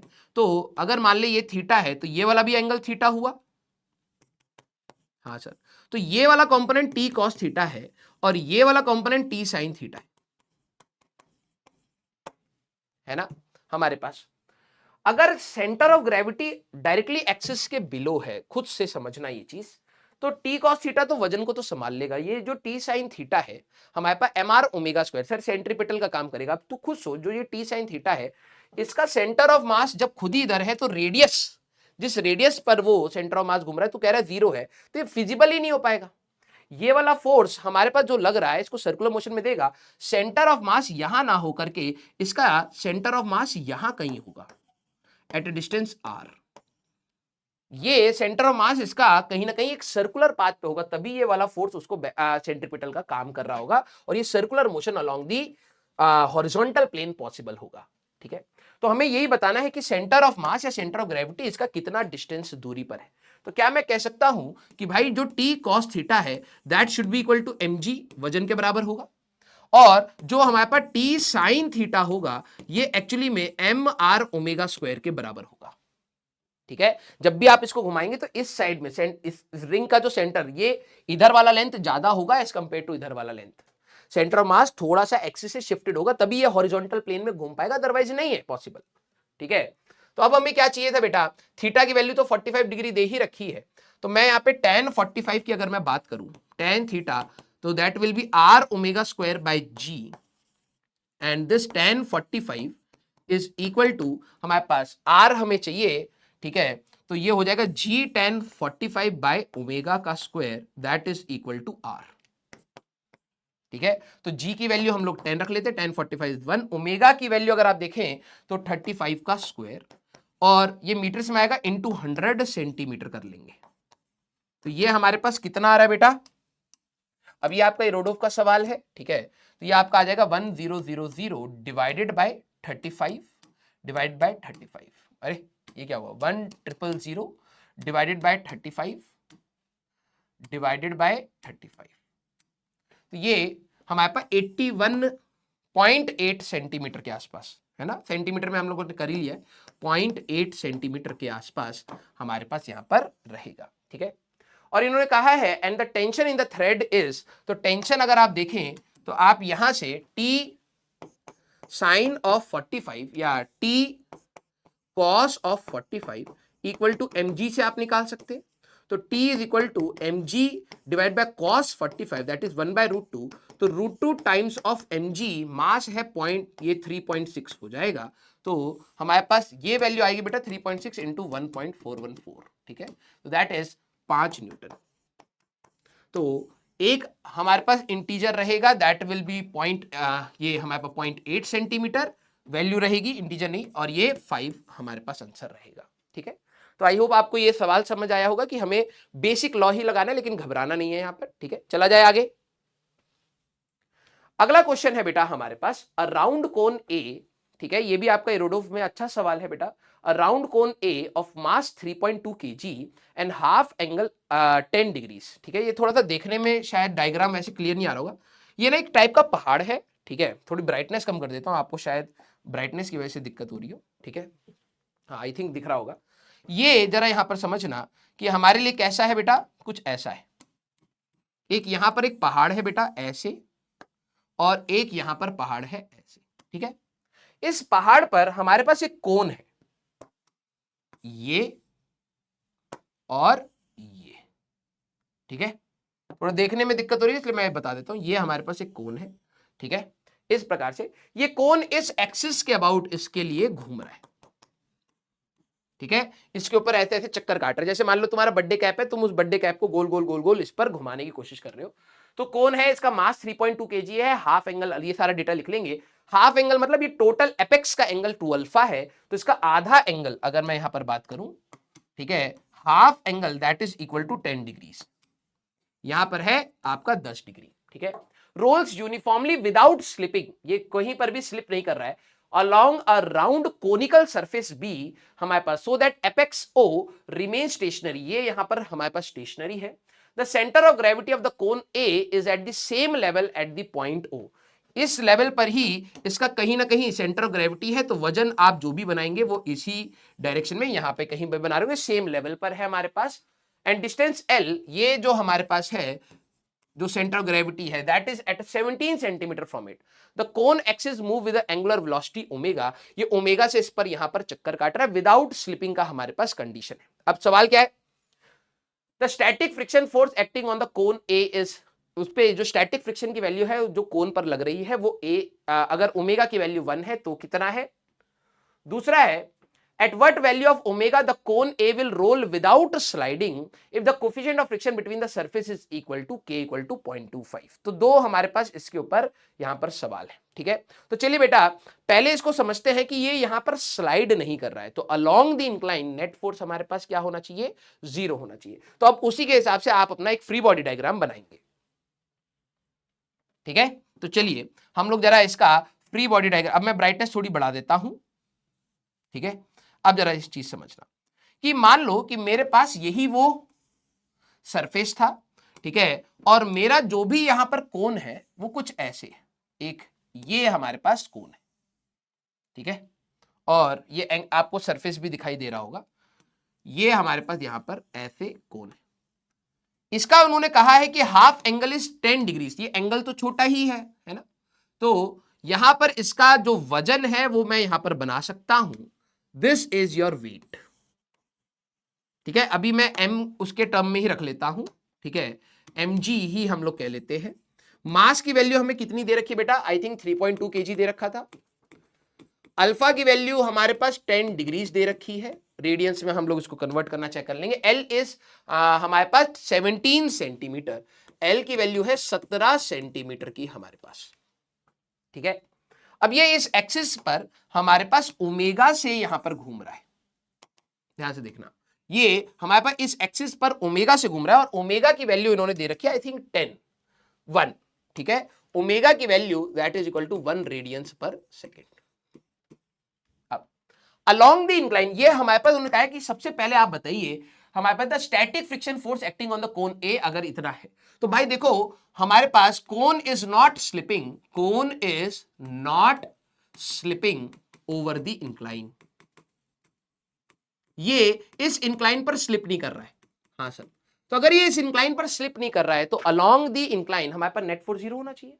तो अब जरा ध्यान समझना, आप किसी भी एंगल पर अगर कोन को रखोगे तो इसके अंदर टेंडेंसी कहां होगी जाने की, सर नीचे जाने की. तो मैंने कहा हाँ, तो क्या मैं ये कह सकता हूं, क्या मैं यहां पर ये कह सकता हूं इसकी टेंडेंसी नीचे जाने की है, तो सर फ्रिक्शन कहीं ना कहीं इसको रोकने की कोशिश कर रहा होगा, ये है आपका स्टैटिक फ्रिक्शन. राइट, जो भी इसका नॉर्मल रिएक्शन होगा, जो भी इसका नॉर्मल रिएक्शन होगा, अगर आप देखें that normal reaction will be perpendicular to the surface. कहीं ना कहीं नॉर्मल रिएक्शन सर इसके लिए ऐसे लग रहा होगा.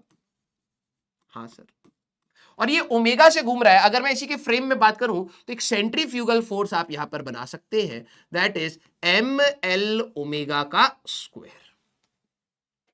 यस, यही तो हमारे पास होगा सारे बच्चे. एक बार फ्री बॉडी डायग्राम में देखना कि सर ये नीचे स्लिप, कोई भी चीज अगर आप एंगल पे रखोगे तो नीचे गिर जाएगा, तो उसको अगर रोक रहा है, ये स्लिप नहीं कर रहा है, तो सर फ्रिक्शन की वैल्यू यहां हुई. हाँ सर, है ना, फ्रिक्शन की वैल्यू आपकी यहां हुई, और this is equal to 10 degrees, 10 degree हमारे पास ये है. तो अभी मैं इसको ना एक एंगल ले लेता हूं थीटा. ठीक है, आखिरी में हम लोग वैल्यूज डाल देंगे यहां पर. ठीक है, तो यही वाला आपका जो एंगल है दैट इज थीटा.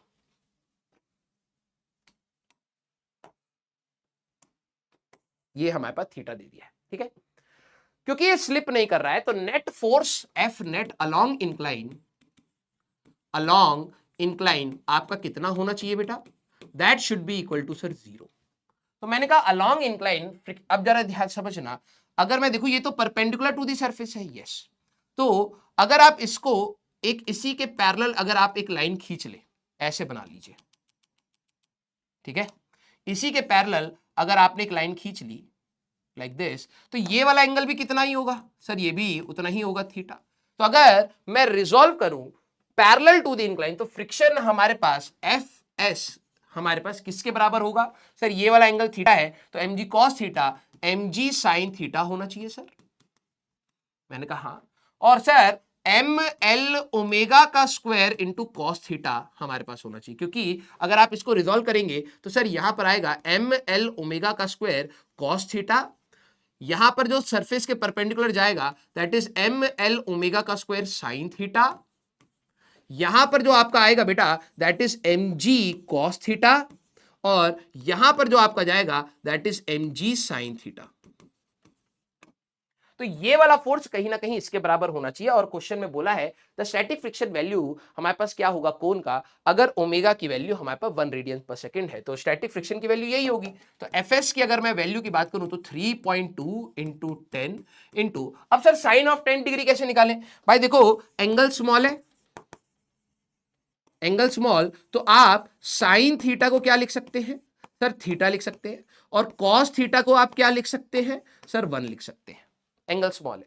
तो बच्चे क्या करते हैं यहाँ पे 10 लिख देंगे, नहीं बेटा आपको इन रेडियंस, ये रेडियंस में हमारे पास होना चाहिए। तो आपको अगर कन्वर्ट नहीं करना है, करना आता है 180 degree equal to pi radians बेटा, तो 1 degree equal to pi by 180 radians, ठीक है रेडियंस, और 10 डिग्री में हमारे पास आएगा पाई बाय 18 रेडियंस। तो हमें रेडियंस में रखना होता है, तो मैं यहां पे पाई बाय 18 यहां पर बात कर देता हूं, plus mass is 3.2, L is 17 by 100, omega square is 1, तो ये हमारे पास आएगा।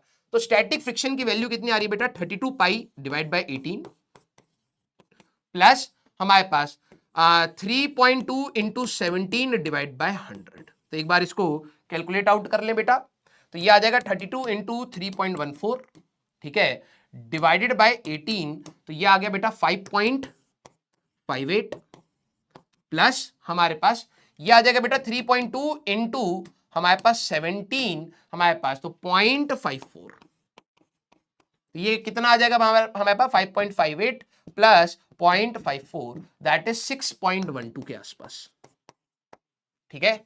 तो हमारे पास कौन सा फोर्स है? हमारे पास B option that is going to be your answer, ये हमारे पास बी ऑप्शन यहां पर आंसर आ रहा है, ठीक है। अगला हमारे पास क्या था? At what value of omega cone A will roll without sliding if the coefficient of friction between the surface is equal to k equal to 0.25। Question में क्या बोला है कि हमारे पास ओमेगा की इस बार कैसी वैल्यू हो, ओमेगा की ऐसी वैल्यू क्या हो कि हमारे पास रोलिंग विदाउट स्लाइडिंग हो रहा है, स्लिप नहीं कर रहा है, and coefficient of friction between the surface k की वैल्यू दे रखी है 0.25। तो क्या अब आप यहां कह सकते हैं कि सर जो भी यहां पर फ्रिक्शन लग रहा होगा वो फ्रिक्शन कहीं ना कहीं लिमिटिंग वैल्यू से तो कम होगा। अगर मैं यहां पर बात करूं F S should be less than और equal to F S max, तभी there will be no slipping, there will B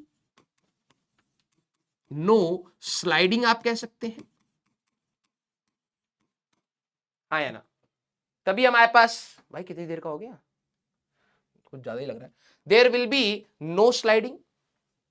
अब सर स्टैटिक फ्रिक्शन की जो हमारे पास वैल्यू है, जरा ध्यान समझना, लास्ट केस में जो हम लोगों ने स्टैटिक फ्रिक्शन की जो यहां पर वैल्यू निकाली वो तो बैलेंस आउट करने के लिए निकाली, लेकिन इस बार इन्होंने हमें कहा है कि भाई के की वैल्यू ये है, अब ओमेगा बताओ हमारे पास ऐसा क्या होना चाहिए। तो मैंने कहा कि स्टैटिक फ्रिक्शन की जो वैल्यू है that should be less then के टाइम्स ऑफ नॉर्मल रिएक्शन, है ना।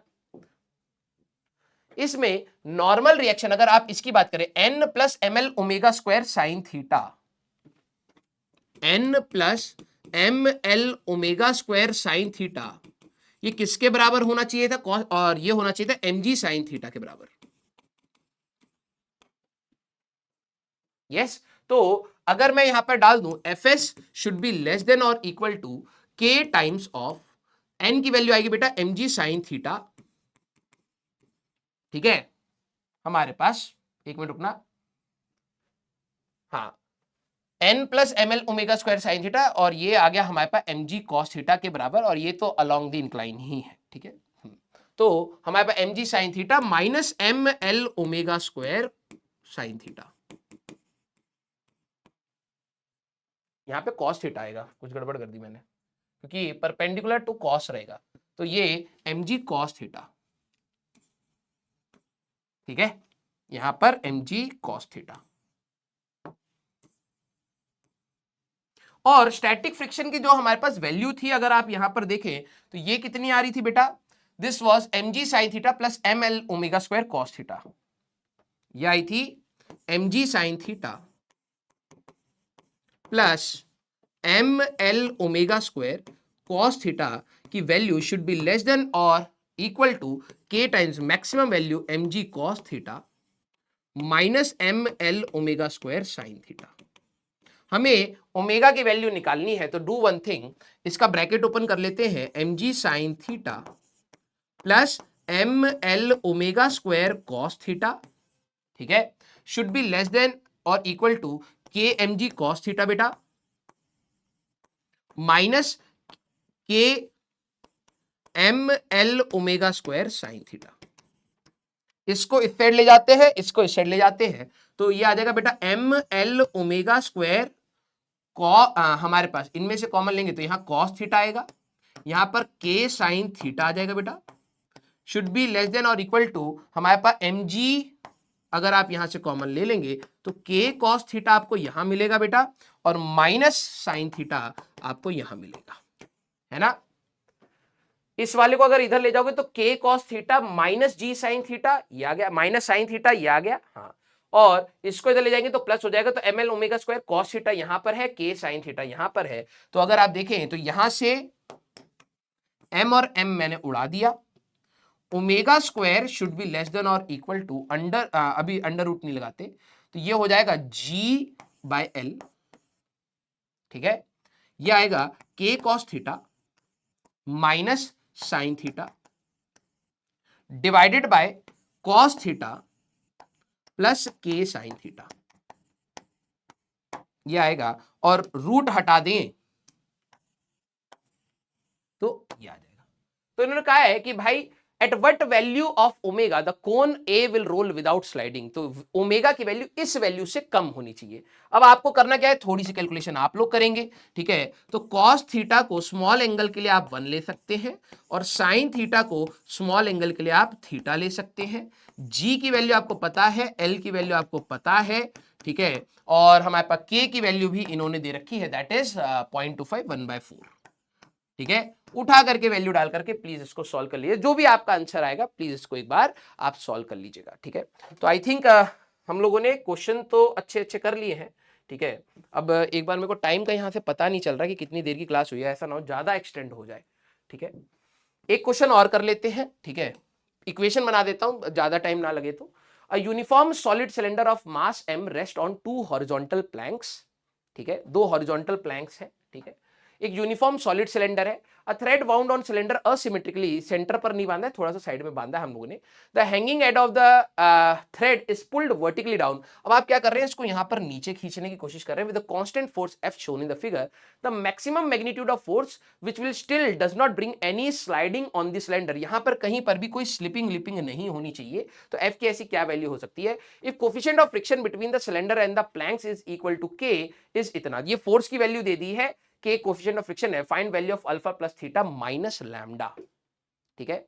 तो अब जरा ये समझना, क्या आपको ये बात समझ आ रही है कि जब आप इस धागे को यहां पर इसको नीचे खींचने की कोशिश करोगे तो ये एक तो नॉर्मल रिएक्शन आपको यहां से मिलेगा इस सरफेस से, और एक नॉर्मल रिएक्शन आपको यहां से मिलेगा इस सरफेस से, ठीक है। जैसे आप यहां पर धागे से खींचने की कोशिश करोगे तो इसके अंदर एक रोटेशनल इंपैक्ट आएगा, टॉर्क बनेगा, तो यहां पर आपका एक फ्रिक्शन आएगा बेटा Fr1, और यहां पर आपका एक फ्रिक्शन आएगा Fr2 जो इसको आगे ले जाने की कोशिश करेगा, और यहां इसका जो वजन होगा बेटा वो सेंटर पर कुछ इस तरीके से हमारे पास होगा, तो ये ए एक्सेलरेशन से आगे भी जाएगा और अल्फा से हमारे पास यहां पर घूमेगा भी, ठीक है। तो यहां पर अब आपको ट्रांसलेशन की, रोटेशन की, टॉर्क की सारी इक्वेशंस आपको बनानी आनी चाहिए। तो अगर मैं यहां पर देखूं तो ट्रांसलेशन की इक्वेशन हमारे पास क्या बन रही है बेटा, इसका मास m ले लेते हैं हम लोग, ठीक है, मास m ले लेते हैं, सॉलिड सिलेंडर है ना, ठीक है, तो I की बात करेंगे तो हाफ mr स्क्वायर ले सकते हैं, मास अगर m है। तो अब जरा ध्यान से समझिए, ट्रांसलेशन में ये दोनों तो वर्टिकल डायरेक्शन में लग रहे हैं, ये भी वर्टिकल में लग रहा है, तो FR1 प्लस FR2 यही इसके लिए MA का काम करेंगे। हाँ, ट्रांसलेशन की हो गई सर।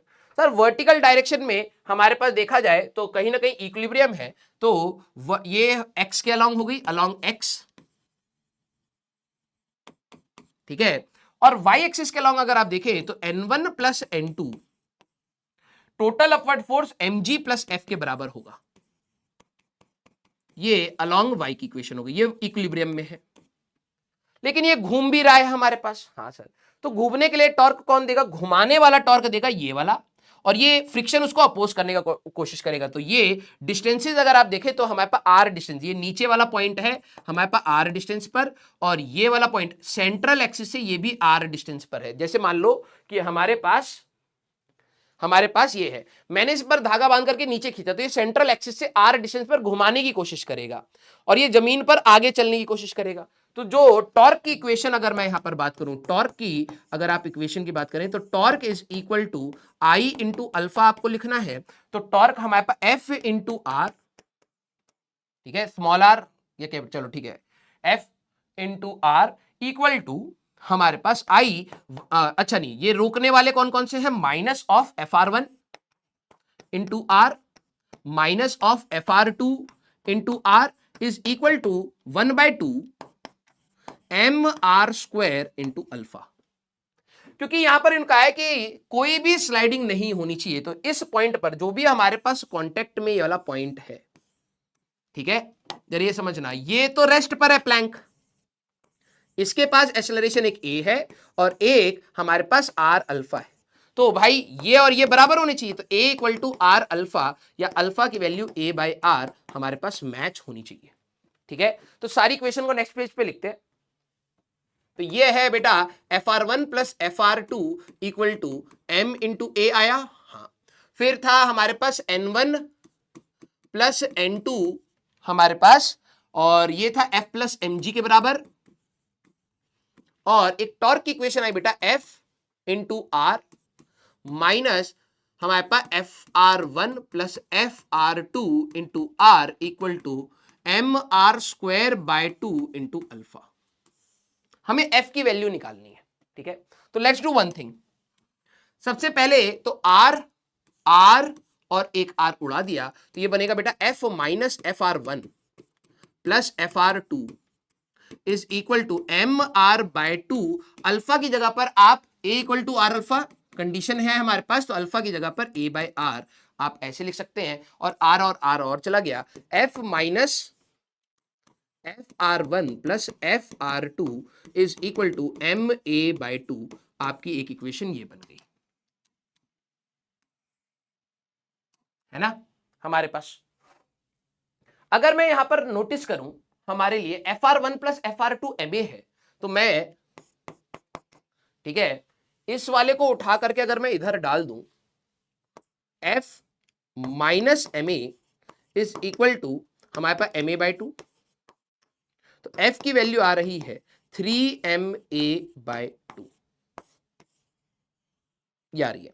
अब हमें जो भी फोर्स निकालना था वो mg और इनके टर्म्स में निकालना है, तो क्या मैं यहां पर ये लिख सकता हूं, ठीक है, कि ये वाली चीज हमारे लिए एक और, इसको डिफरेंट फॉर्म में ऐसे अगर मैं लिखूं तो F minus K times of N1 plus N2 equal to MA by 2, है ना हमारे पास, ये आ गया, और F minus K times of N1 plus N2 that is equal to F plus mg,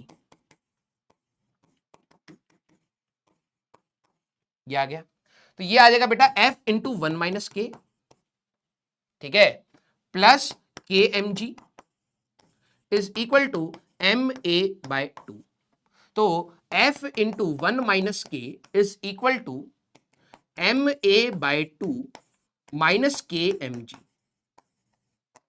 ठीक है। और मैं यहां से एक रिलेशन निकालना चाहता हूं A और उसके बीच में, तो F की वैल्यू अगर आप देखें तो F की वैल्यू आएगी हमारे पास MA by 2 minus KMG divided by 1 minus K, और वहां से था 3ma/2 के बराबर।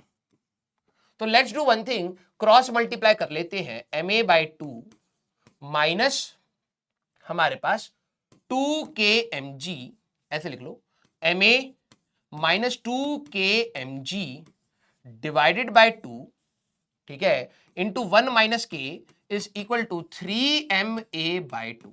तो 2 और 2 चढ़ा दिया, ma minus 2kmg is equal to हमारे पास 3 into 1 minus K into ma।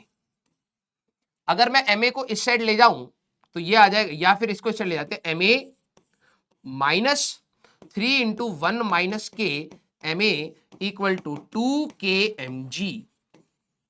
मुझे ma की वैल्यू चाहिए, तो मैं यहां से ma अगर कॉमन ले लूं तो ये आएगा बेटा 1 minus 3 plus 3k is equal to 2kmg। तो ma की वैल्यू हमारे पास कितनी आ रही है बेटा? This is 3k minus 2 equal to 2kmg। उठा करके ma की वैल्यू बस वहां रखनी है, 2kmg divided bye 3k minus 2। अगर मैं इसको यहां रख दूं तो ये कितना आएगा बेटा? 3/2 of 2 into kmg divided bye 3k minus 2। 2 और 2 उड़ा दिया, 3kmg divided by 3k minus 2। ये फोर्स की वैल्यू आई। और इन्होंने क्या बोला था? फोर्स की वैल्यू किसके बराबर है? ये अल्फा के mg। चलो इसको लिख लेते हैं हमारे पास, alpha K mg divided by, as per question, as per question. अगर मैं क्वेश्चन के हिसाब से देखूं, वो फोर्स की वैल्यू किसके वैल्यू के बराबर है?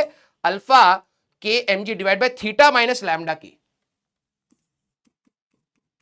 और ये फोर्स की हमारी कितनी वैल्यू आ रही है बेटा? 3kmg, हमारे पास 3kmg divide by 3k minus 2। कुछ ऐसी आ रही है, कुछ वो तो गड़बड़ नहीं करी हमारे, 2 माइनस 3k तो नहीं होना चाहिए हमारे पास। ये आया f minus FR1 plus FR2, FR1 plus FR2 ma है, तो ये हमारे पास 3ma/2 बना। और मैक्सिमम कंडीशन के लिए लिमिटिंग वैल्यू मैंने यूज कर ली k n1 प्लस n2, तो k times f plus mg, तो ये 1 माइनस k तो यही बन गया है हमारे पास। यहां 1 माइनस k और यहां पर माइनस, ठीक है, माइनस प्लस, है ना, यहां पे ब्रैकेट ओपन करोगे माइनस और उधर जाके plus, ma plus kmg plus plus plus और यहां से एक बार इसको देखें तो ये वाली वैल्यू कितनी आ रही बेटा हमारे पास? ma, ये वाला इधर चला जाएगा -3 इंटू 1 माइनस के, अच्छा नहीं, इसको इस साइड ले चलते हैं, तो ये आ गया बेटा 2kmg is equal to 3 into 1 minus K ma plus ma, ठीक है। तो 2kmg इज इक्वल टू, अगर आप ma को कॉमन ले लें तो ये हमारे पास कितना बनेगा बेटा? तो 3 माइनस 3k प्लस 1, तो 2kmg इज इक्वल टू हमारे पास ma इंटू हमारे पास ये आ जाएगा 2 माइनस 3k। आई थिंक अब शायद मैच हो जाएगा, हाँ ठीक है। तो ma की वैल्यू हमारे पास कितनी आ रही है बेटा? 2kmg divided by 2 minus 3k। इसको यहां पर रखना है, ठीक है, क्योंकि हमें mg के टर्म्स में लाना था। तो 3/2 इंटू हमारे पास ma की वैल्यू कितनी आई है? 2kmg divided by 2 minus 3k। 2 और 2 उड़ा दिया, 3kmg divided by 2 minus 3k। कितना आया? 3kmg divide by 2 minus 3k। तो अब जरा कंपेयर कर लेना, तो हमारे पास अल्फा की वैल्यू 3 आ रही है बेटा, थीटा की वैल्यू 2 आ रही है बेटा, और लैम्डा की वैल्यू 3 आ रही है बेटा। तो अब जो भी सवाल में हमसे पूछा गया था, alpha plus theta minus lambda, alpha plus theta minus lambda, तो 3 प्लस 2 माइनस ऑफ 3, 2 आंसर। ठीक है, तो ये अब आपका एक अच्छा सा सवाल है जिसको आप यूज कर सकते थे। ठीक है, चलिए कोई नहीं, इसके बाद I think more than sufficient होगा यहां पर। ठीक है, हमारे पास इतने क्वेश्चन आई थिंक आपके लिए मोर देन सफिशिएंट होंगे सीखने के लिए। ठीक है, तो बहुत सारी चीजें हैं, माइन्यूट माइन्यूट सी चीजें आपको बताई गई हैं, प्लीज इसको एक बार ढंग से लगाइएगा। ठीक है, तो यहां पर मैकेनिक्स के हमारे 5 लेक्चर्स खत्म होते हैं। ठीक है, एंड आई होप कि आप लोग इसको थोड़ा सा आगे और कंटिन्यू करेंगे। गिव अप करने की कोई जरूरत नहीं है सर, बहुत कठिन है, ये है वो है, सभी के लिए कठिन है। आप लोग अपनी प्रॉब्लम को दुनिया की सबसे बड़ी प्रॉब्लम बना करके सिंपैथी गेन करने की कोशिश मत करिए, क्योंकि आपका जो भी सोल्यूशन है वो हार्डवर्क के थ्रू है। कभी भी कोई बंदा बैठ करके तेरे सामने बैठ करके बोले अरे भाई तेरे साथ तो बहुत दिक्कत है, ये है, उससे कुछ नहीं होने वाला बेटा। एट द एंड तेरे को करना ही पड़ेगा। तो hard work is the only option you have right now. तो आप कोशिश करिए कि इधर से कुछ कुछ चीजें सीखें, इक्वेशंस कैसे बना रहे हैं, प्रोसेस कैसे समझ रहे हैं, और बहुत अच्छे अच्छे क्वेश्चंस का मैंने कलेक्शन रखा था। बहुत अच्छी अच्छी किताबें, मैं किताबों का नाम नहीं ले रहा हूं, और भी अच्छी अच्छी किताबों से हम लोगों ने कलेक्शन लिया है। ठीक है, तो प्लीज आप इन क्वेश्चंस को ट्राई करके अपने थॉट प्रोसेस को बनाइए। जेई एडवांस में बहुत ही कम ऐसा हुआ है कि क्वेश्चन रिपीट हुए हैं। तो पीवाईक्यूज अगर आप कर रहे हैं तो आप, कई बच्चों को लगता है ना जेई मेंस के जैसे पीवाईक्यू रिपीट होंगे, ऐसा नहीं होता बेटा। एडवांस में पीवाईक्यूज रिपीट नहीं होते। हाँ, लॉजिक एंड कंसेप्ट हो सकता है किसी और फॉर्म में आपके रिपीट हो रहे हो।